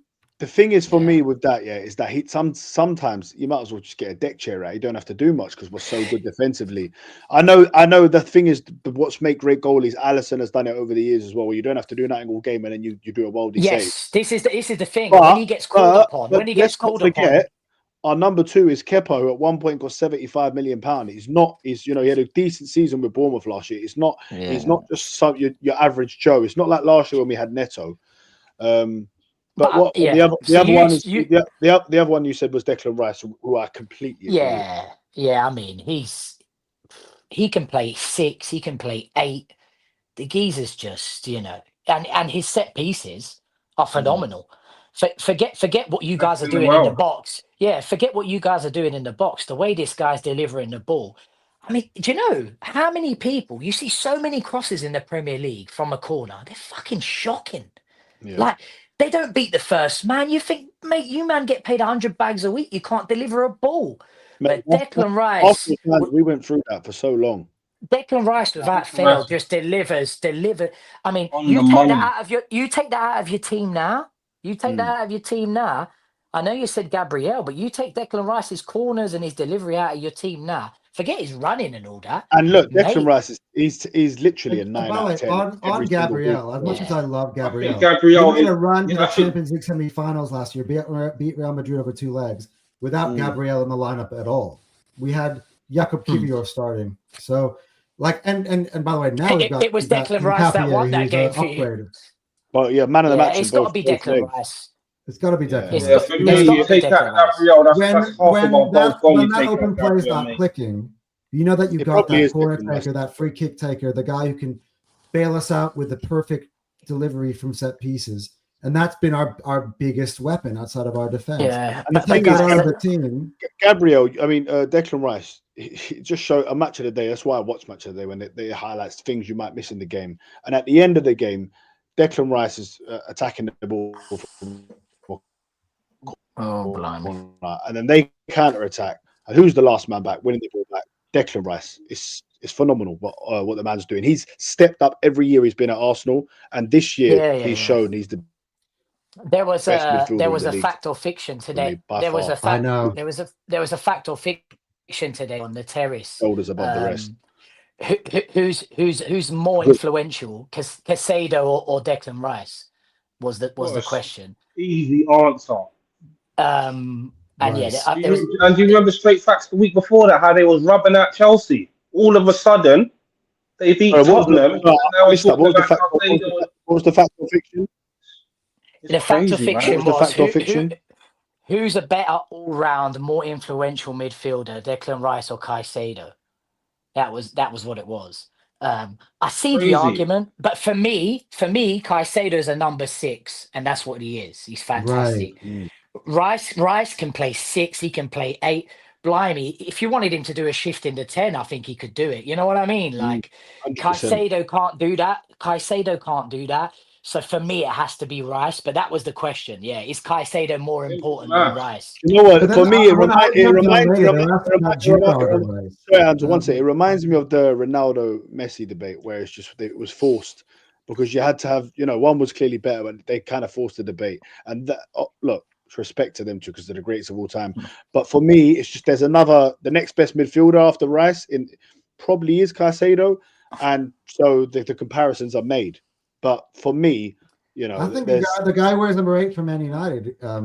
Probably one of the best midfielders in the league at the moment. Oh yeah, of course. I think Bruno's being played out of position. I think Bruno's probably the best number 10 in the league, but he's not playing in number 10, is he? Look, in the position he's playing right now, he's not one of the best. I thought Florian Wirtz was easily going to be the best midfielder in the Premier League, according to everyone. I think you have to talk about Gravenberch. You have to talk about Gravenberch. Oh look, even him coming back into that game against Villa.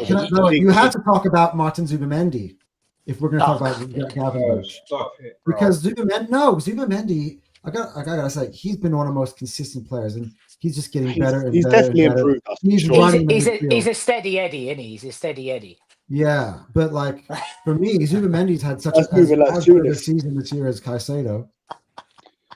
Everyone smash the likes. Make sure everyone's smashing the likes. Zubimendi to Caicedo. Is that what you're doing? I mean, look at their season so far this year. It's comparable. Caicedo scored a worldie. So did Zubi. Zubi also scored a worldie, like against Forest, right? Yeah. So I'm not sure. I think. Did you watch Zubi against Atletico Madrid? You go back and just watch just Zubi on the ball against Atletico Madrid. No, I'm listening, but I mean, it's going to take him a few seasons to be up in that conversation. Yeah, it's going to take him a few. No, I'm sure he will, Anton. But this is why you get excited, man. Just give it time.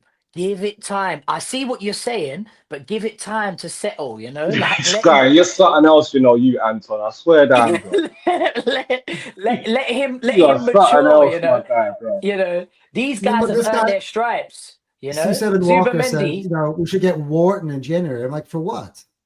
Well, Wharton doesn't make it into Wharton's a baller, though. Yeah, he's a good player, but I agree with we don't need Wharton. I don't think we need Semenyo, I love. Look, I mean, if he wants to sit on the bench and just in case, God forbid, Rice got injured, you know what? He would be a great replacement. He's a hell of a lot better than Norgard, that's for sure. But this is the thing about Declan Rice. That's why the £100 million was a bargain. The guy's, I don't want to jinx him. He's never injured. I was just about to say that makes you elite. That makes you elite. To play 38 that makes you games. elite. Like Bruno's the same, right? And Caicedo's the same. These players, they don't get injured, and that's underrated. Oh, it is big time. For me, is availability. Exactly, Dan. Exactly, Dan. And when you're always injured, bruv, like I don't care how good you are, you ain't good because you ain't ready. You ain't there. But listen, keep saying about Reece James. Apparently, Reece James is better than Timber. I've seen Reece James play this year and gotten exposed as well. I've never seen gone up to another level. I think it's safe to say that he's the best. He's the best right back in the Premier League by some distance. Yeah, Reece James, he hasn't been back long enough to be making. But that's injuries. They're going to bring you down. Listen, I'm not being funny. We're not even speaking about Rodri. Right? And why is that? Not because of his talent. The guy's phenomenal. And mate, he's in the conversation with Rice and Caicedo, right? He's the ahead of minute- Ballon me. d'Or. But the Yeah, he's minute won a you Ballon get d'Or. the minute you get injured and you start becoming injury prone, bruv, you're trash. You're in the kit bin. No Done. one cares about you. No one cares Exactly. about you, bruv. That's it. You man, I gotta go, yeah. But thanks so much for Yeah. having me, yeah. Thanks for I'll coming catch on. you on the Everyone, next one. everyone goes to Boom. David's. Go to David Speaks Football. Go and like, go and subscribe and share him some love. Thanks for coming on, Dave. Safe, Big up. guys. See you later, guys. Bye. See Bye. ya, bye. Dave. Big up. Right, But lads. also- I've worked it out, lads. 109 points is the most points we could get if we were to win every game. Yeah, now yeah. to Look, lose. I've been bigging up. I'm not going that far. That's madness. Wow, Could- Anton. Everyone's got a limit. Everyone's got a limit. I can't go there. Could we get over 100 points? My question right now is: Can we get over 90 points? Let's go somewhere more realistic here. So, No, well, could we we've break never our gone over 90 points in the history let's of say our that. club. Who's got 90 last season? No, we got 89 under Arteta, and we got 90 under Wenger with the Invincibles. Arteta got 89 not last year, the year before. So could we break our own record of Better past question, Dan. Better question. What do you Yes, think? I think we can. We're at 25 right now after 10 games. So that's we've only lost 5 points. That's on pace for 95 points in the Premier League, and I actually Which think that's realistic. Given and that's coincidentally that's what Chelsea got. because remember, they we only played conceded. City and Liverpool already this season, right? So that's why this point total is very impressive. This is the same amount of points that we had in 22-23 after 10 games. It was also 35 points. So, but this time around, I think this is an Arsenal team that is not cheating itself. That's been in title races. That's got the experience of the pain, and also we've already played City, and we've already played Liverpool this year. So it's not until the second half of the season that those pictures come back up again. Could we win the league at Manchester City? Because I think we played it. I think we'll win the league before that. Yeah, which is why I do not think that. Do we get a we're guard only of going to honor lose one game. That's why I Imagine think getting we're a guard going of honor to from lose Man more City than one and game. Guardiola. Could you Because imagine I that? think that we'll have the league wrapped up by April, going the way right now. So, and then I think we will start losing games afterwards. So that's because I think we're going to then go after that. I hope this all comes true, man. I hope this all comes true, guys. But like I said, Danny and I have been having. You're like, what are you guys saying? December, January. I'm waiting till December, January. That's all I'm doing, bro. It's just based off of what we're seeing so far in the season. I've seen this before, bro. I've not seen anything. It's not the bet before that Man City team looked absolutely unstoppable. They had great players everywhere. They had two teams that could beat you on any given Sunday. I don't feel that way. This Liverpool team just lost 6 out of 7 before they lost to Villa. Just because they win one game doesn't all of a sudden mean like, oh, they're turning it around now. Why don't we ever go like, hey, we need to see consistency now from Liverpool? All it takes is them to win one game, and the terrace. Hey, are Liverpool back in the title race? They've closed the gap. It's like, okay, they stopped the bleeding. For me, nobody is coming after us. No one's showing the consistency. All right. We're I got not a question. dropping off. I got a question for you. Hopefully we win our game Saturday 5:30 against Sunderland. On the Sunday, Man City, Liverpool. If you could pick one, you could pick not pick a draw. draw. You're saying not a draw. Who would you pick? The obvious answer. Well, so you would. That's what you'd go for, a draw. No, it's not the obvious answer, because some people would say if we were to lose, and would you rather them both drop points, or because at the end of the day, one of them is going to be closer than the other.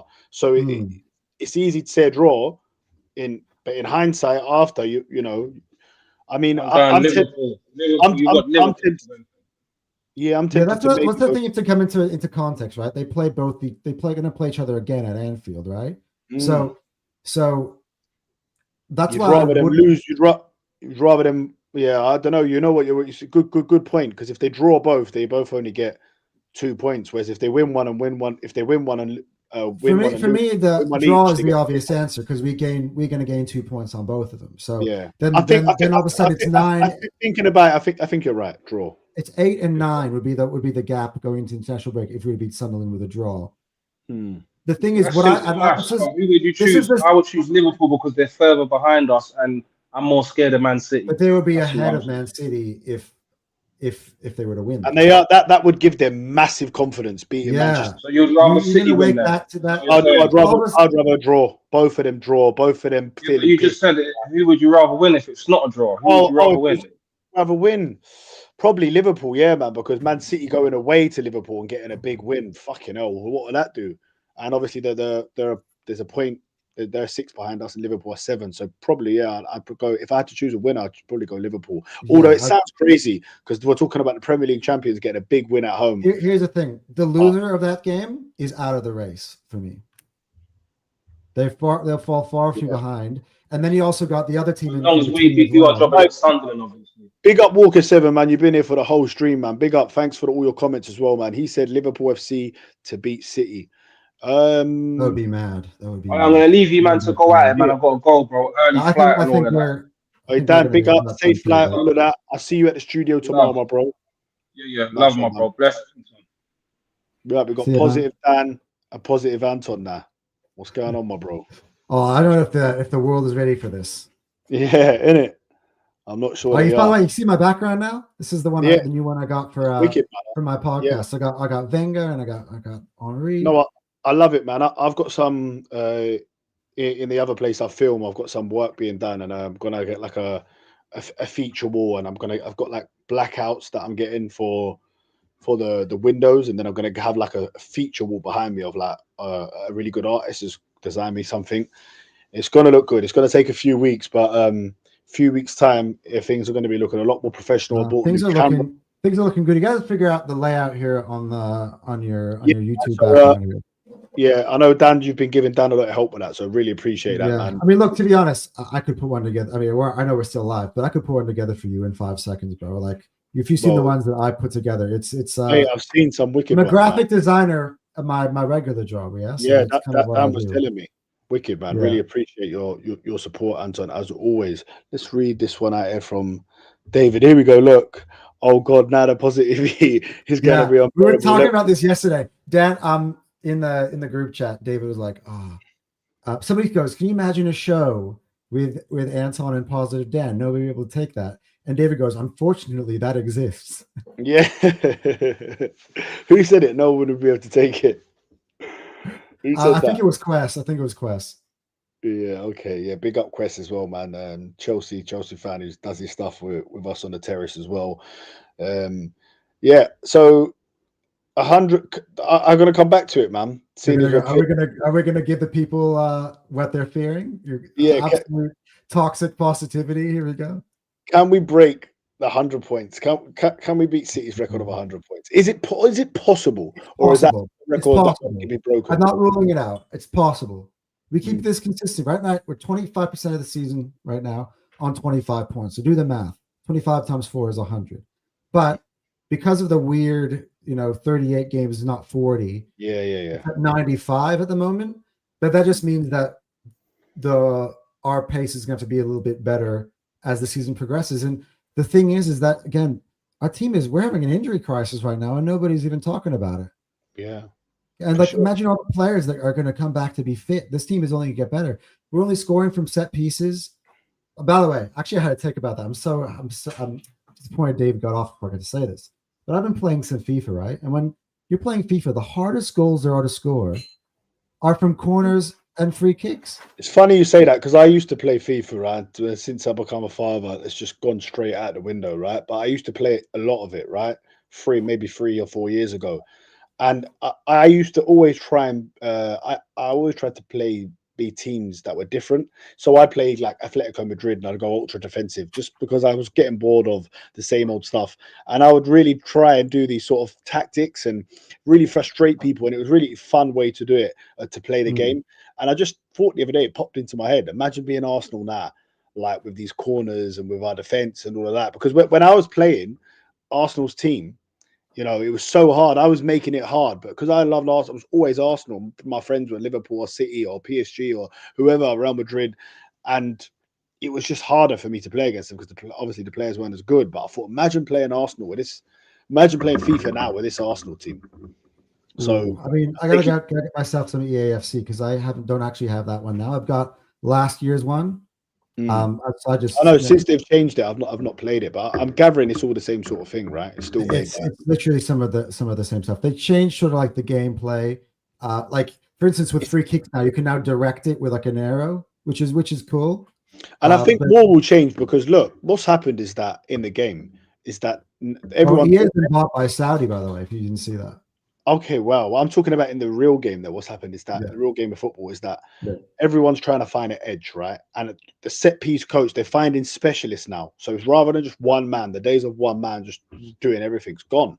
Ferguson's and Wenger's, and they're trying to find. So that's why you've got long throwing specialists, you've got a corner set piece specialist, and that's why if they're dedicating their whole time to that instead of one manager who's dedicating his time to all these different systems he's playing plus set pieces, if you've got one person dedicating 7 days a week 10 hours a day, then they're going to come up with solutions. And that's why we're seeing it in the modern game now, that everyone, especially the Premier League in particular, But see, that's where people aren't giving Arteta enough credit here. Like, and that's just me. Oh and you, yeah, so, right? Like, I actually think, and I know like people come far back at us because he didn't win trophies yet. But once the trophies come into it, which we both believe that it will by the end of this season, then you can start to look at context and you have to say, like, this Arteta, he's one of the best tacticians there is out there. We play some of the best managers in the Champions League. I said it. And he's outsmarted them, and he's got more ways to win football matches than mostly everybody else. Like, he gets stick. Oh, you know, the long throws and the corners are back. It's like, well, he went back into the archives, and he realized last year this is the thing. So people in the media, they're speaking with very evil thoughts. They're seeing how good we are, and therefore they're trying to get us. We also need to open up a little bit. Why do they want Arsenal to open up a little bit? Because right now, when on their hate-alongs, the teams aren't even getting a shot on target, let alone a goal. So it's like they can't stomach that. And then when they say, "Oh, it's the set pieces," you know what it was last year? Arsenal are drawing way too many games. So what did Arteta do? Well, spin that because everybody's playing all this deep defense against us all the time. I gotta win. I gotta find a way to turn draws into wins, regardless of how the defense is playing.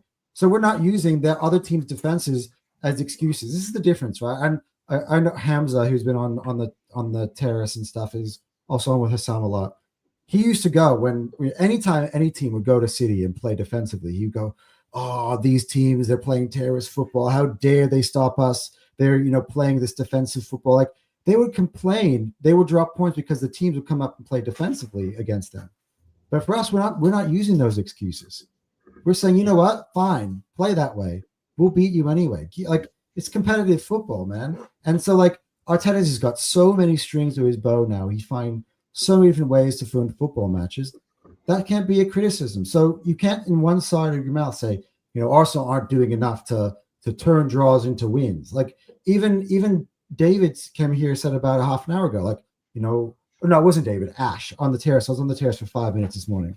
And Ash was like, I just think your good downfall is you're going to draw too many games. I'm like, what is this, last season?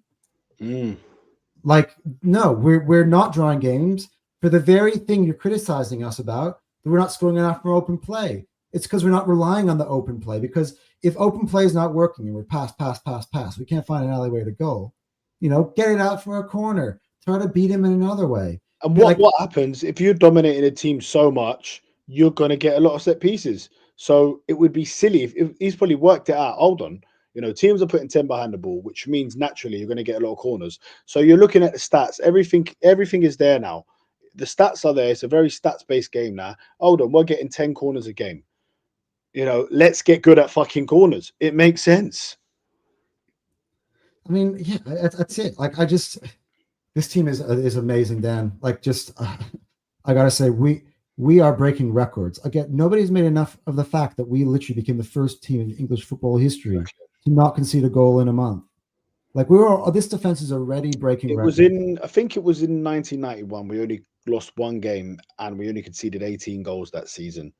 So forget about Chelsea's, record. We could only lose one this season and we could break that record. But look, I just want to win the Premier League. If you told me now you win the Premier League, don't get these records. I'd take in the Premier League. Of course I am.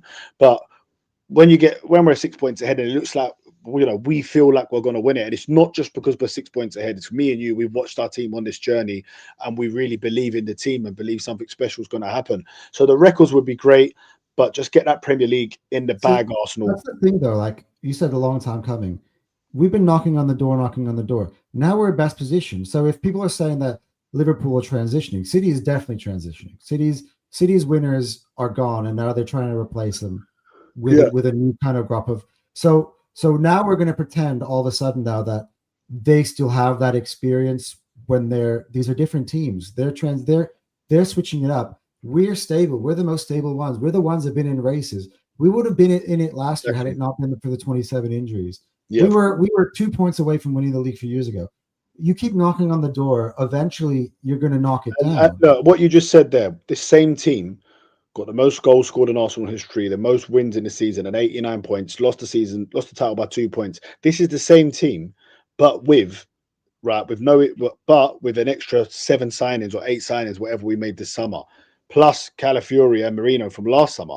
So yeah, there's no reason why this team can't go and get more than 89 points when we've done it before. And if you got 89 points this year, I think it wins you the league. Simple as that. In fact, I know it wins you the league. I mean, on Terry's predictor that he sent to us, he said that we would win the league on 80 points. I don't necessarily believe that. I think that's way too. Well, right now, there's a thing going round. There's a thing going round that something crazy like as low as 76 would win it. How does Opta have us going to 80 points? We're on 25 points after 10 games. It doesn't have us. It says that because of what the other teams are doing, that you could win the league on 80 points. Basically, they're obviously like basing what you're saying. If we carried on like this, we'd be on 95.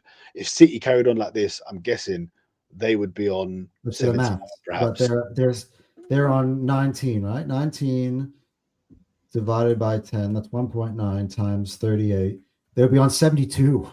There you go. So 23 points behind. And Liverpool would be they are 7 points behind. They're on 18. So 1.8 times 38, 68. That's what I mean. So 73 points would win you the league then. That's what I'm saying. So I remember finishing on it might have been, correct me if I'm wrong, but it was something like that, and we finished 5th under Unai Emery. But the thing about those numbers is I don't imagine that Liverpool's going to have another 4-game losing streak. No, of course they're not. Listen, Liverpool and City, they're still going to win the majority of their games. They're both going to rack up more than. But see, that's the part for me where 75 leaving out. So look, maybe you got a similar thing here to me here. Like when people are saying what if Liverpool all of a sudden go on a mad run, whatever? Like they're so far behind. Like I don't care if they go on a mad run. They can wake up now because at the moment we're so far ahead. We just keep focusing on ourselves, being consistent. Well, look, they could win the next 4. Doesn't matter. They're still 7 behind, aren't they? That's like I just said. If they win the next 4, but so do we, they're still 7 points behind us, aren't they? So, yeah. Like this Sunderland game was massive. Like we beat Sunderland. It is. That's why me and you have been saying, a bit thing about the Gyokers thing, because look, he makes us a better team. It's clear as day to see. Anyone who can't see that does not understand football. That's for sure. Everyone, make sure you're smashing them like buttons for us. If you're watching it on the replay, make sure you're subscribing. Make sure you're liking. On the road to 1,000, you guys can help get us there. Honestly, by the way, this channel is absolutely the way it's grown is. I remember when you guys I first started watching Stop at you. You were under 100 when I first subbed to you. Yeah, we were. You're almost. You're in the 800s now. You're at 145 away. Or when that started. I was going back through some of my first videos I did, and I remember saying, "Come on, guys, get us to the 100." And that's what gives me the belief that Then when I was thinking, "Come on, let's get to 100." Now I'm saying let's get to 1,000. So if I can go from 100 to 1,000, then I can go from 1,000 to 2,000. Look, my own channel right now, I'm about to get to 600. I'm at 591. But on Fire Them Cannons, we need some support here. We're on 22 subs. And so go to Fire. Yeah, but I think you should have done what you should have done with that is just had it had it as a channel, as a show on your. The thing is because I'm collaborating with Cal. So you're doing it with Cal. But what do you do? Do you only do once a week live on that? So generally, we're doing once a week live because he's got his channel, I got my channel. Yeah. We're generally doing once a week. I did two lives You know what last you week. would have been you would have been better off doing, but look, you've made it now, so go with it. You know, and everyone go on to subscribe to that now. But if you would have done, because me and David have spoke about this before, and the way we decided we would do it is that we'd go live on my channel one week and live on his the week after. That's how we decided to do it, rather than making a separate one. Do you know what I mean?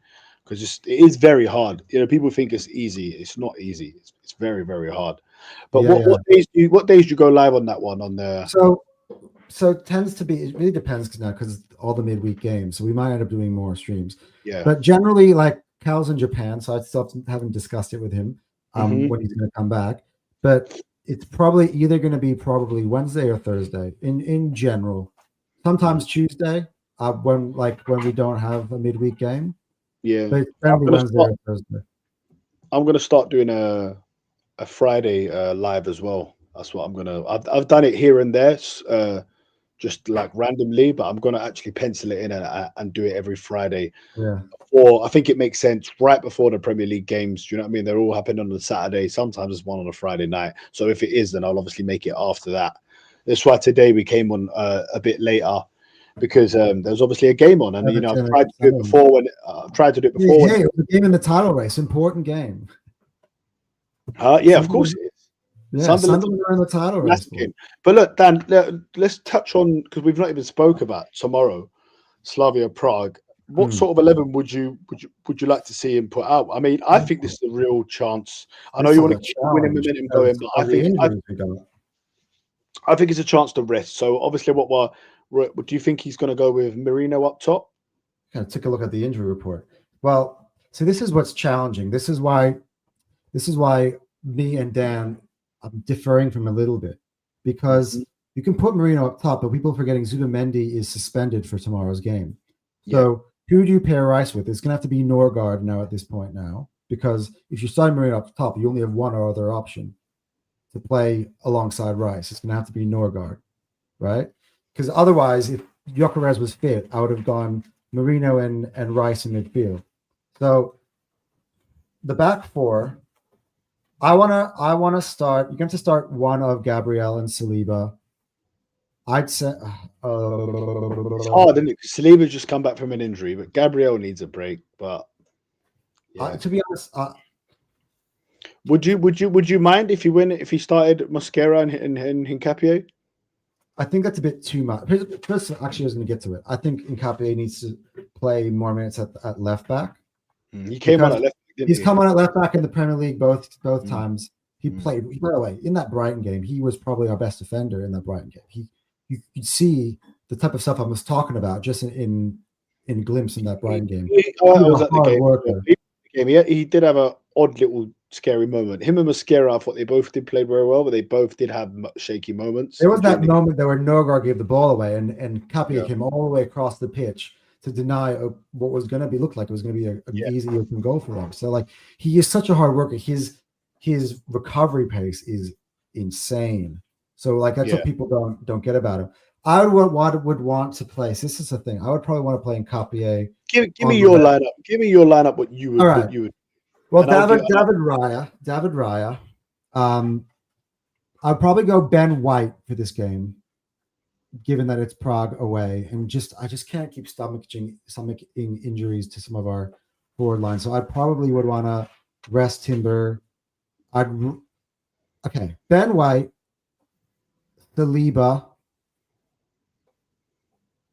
Hincapié, and Calafiori. But I actually think Calafiori at left centre back. You're not going to put Skelly in the team now?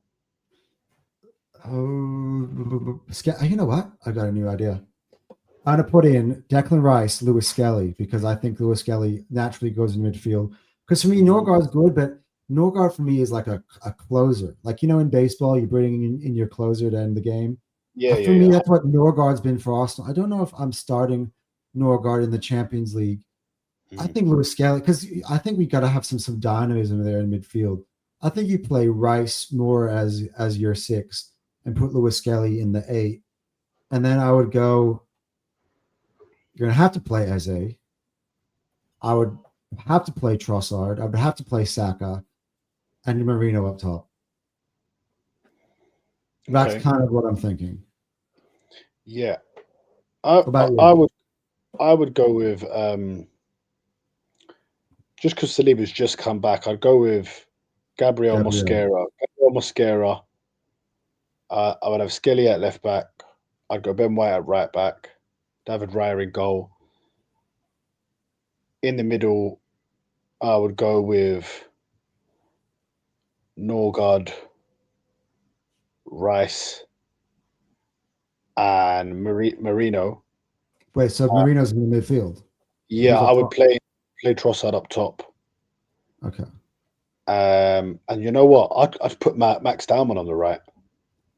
In the Champions League, that would be historical. But Yeah, you wouldn't start Bukayo? No, I would. It is a tough one. It is a tough one. Look, you know what? I've been saying it. I want more from Saka. He missed that chance again against Burnley. He's been doing well, but I know Saka's got another level For to me, if go up to. Gyokers is out, I need Saka in there because he's gonna carry you in terms of as your main goal threat. Because that lineup, I don't see a goal threat in it in terms of a guy that the defense really has to. I hear what you're saying, worry but about. I also think, like Brighton, like we did against Brighton, if it's going tits up, we can bring the players on. We can bring the big boys on in Saka. Yeah. You look, I I would don't know. go with I'm a bit nervous just because of the amount of injuries that are starting to pile up. Luckily they're not long-term injuries. We'll see on Victor. do you know what? Now you're seeing well, me, by the way, not being completely positive. You're seeing me. This is the only thing I'm trying to say is like I am actually not super unbearably positive. It's actually really difficult tomorrow because, like you said, Zubamendi's out. So right, let's forget that. Let's say right, Trossard's going to go on the left, Saka's going to go on the right, and Marino's going to go up front. Now, look, I know you said Skelly in midfield. I don't see him doing that. I don't think he won't.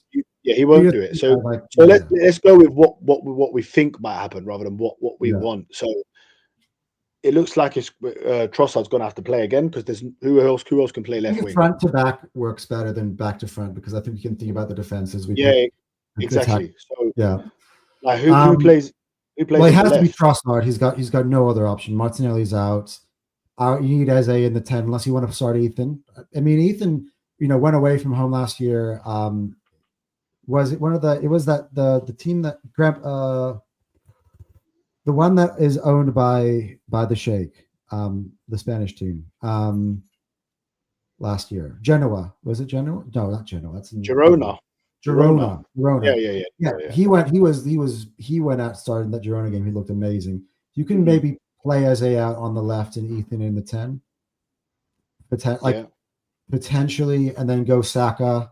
I think Saka has to. So Rice, Norgard, and Eze.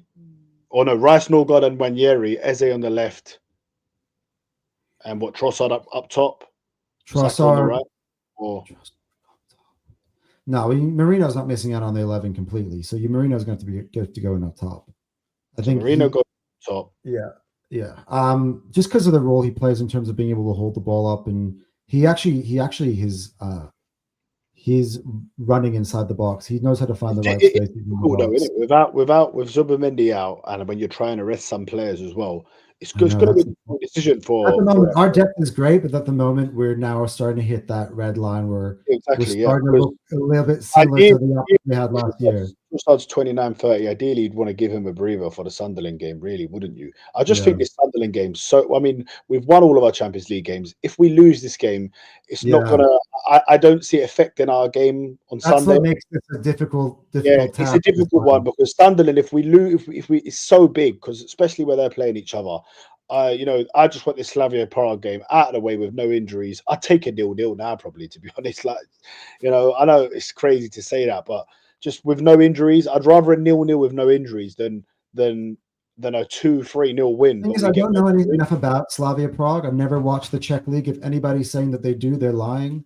In particular, in over the years, they're tough places to go for teams. But I mean, the way we're playing right now. So let's say realistically, I'd probably say I'd probably say Trossard, but at the moment, here's my issue here, Dan, is that we're talking about how big that Sunderland game is. I feel like right now, especially if Gyokers is out, Eze is going to be super important for Sunderland.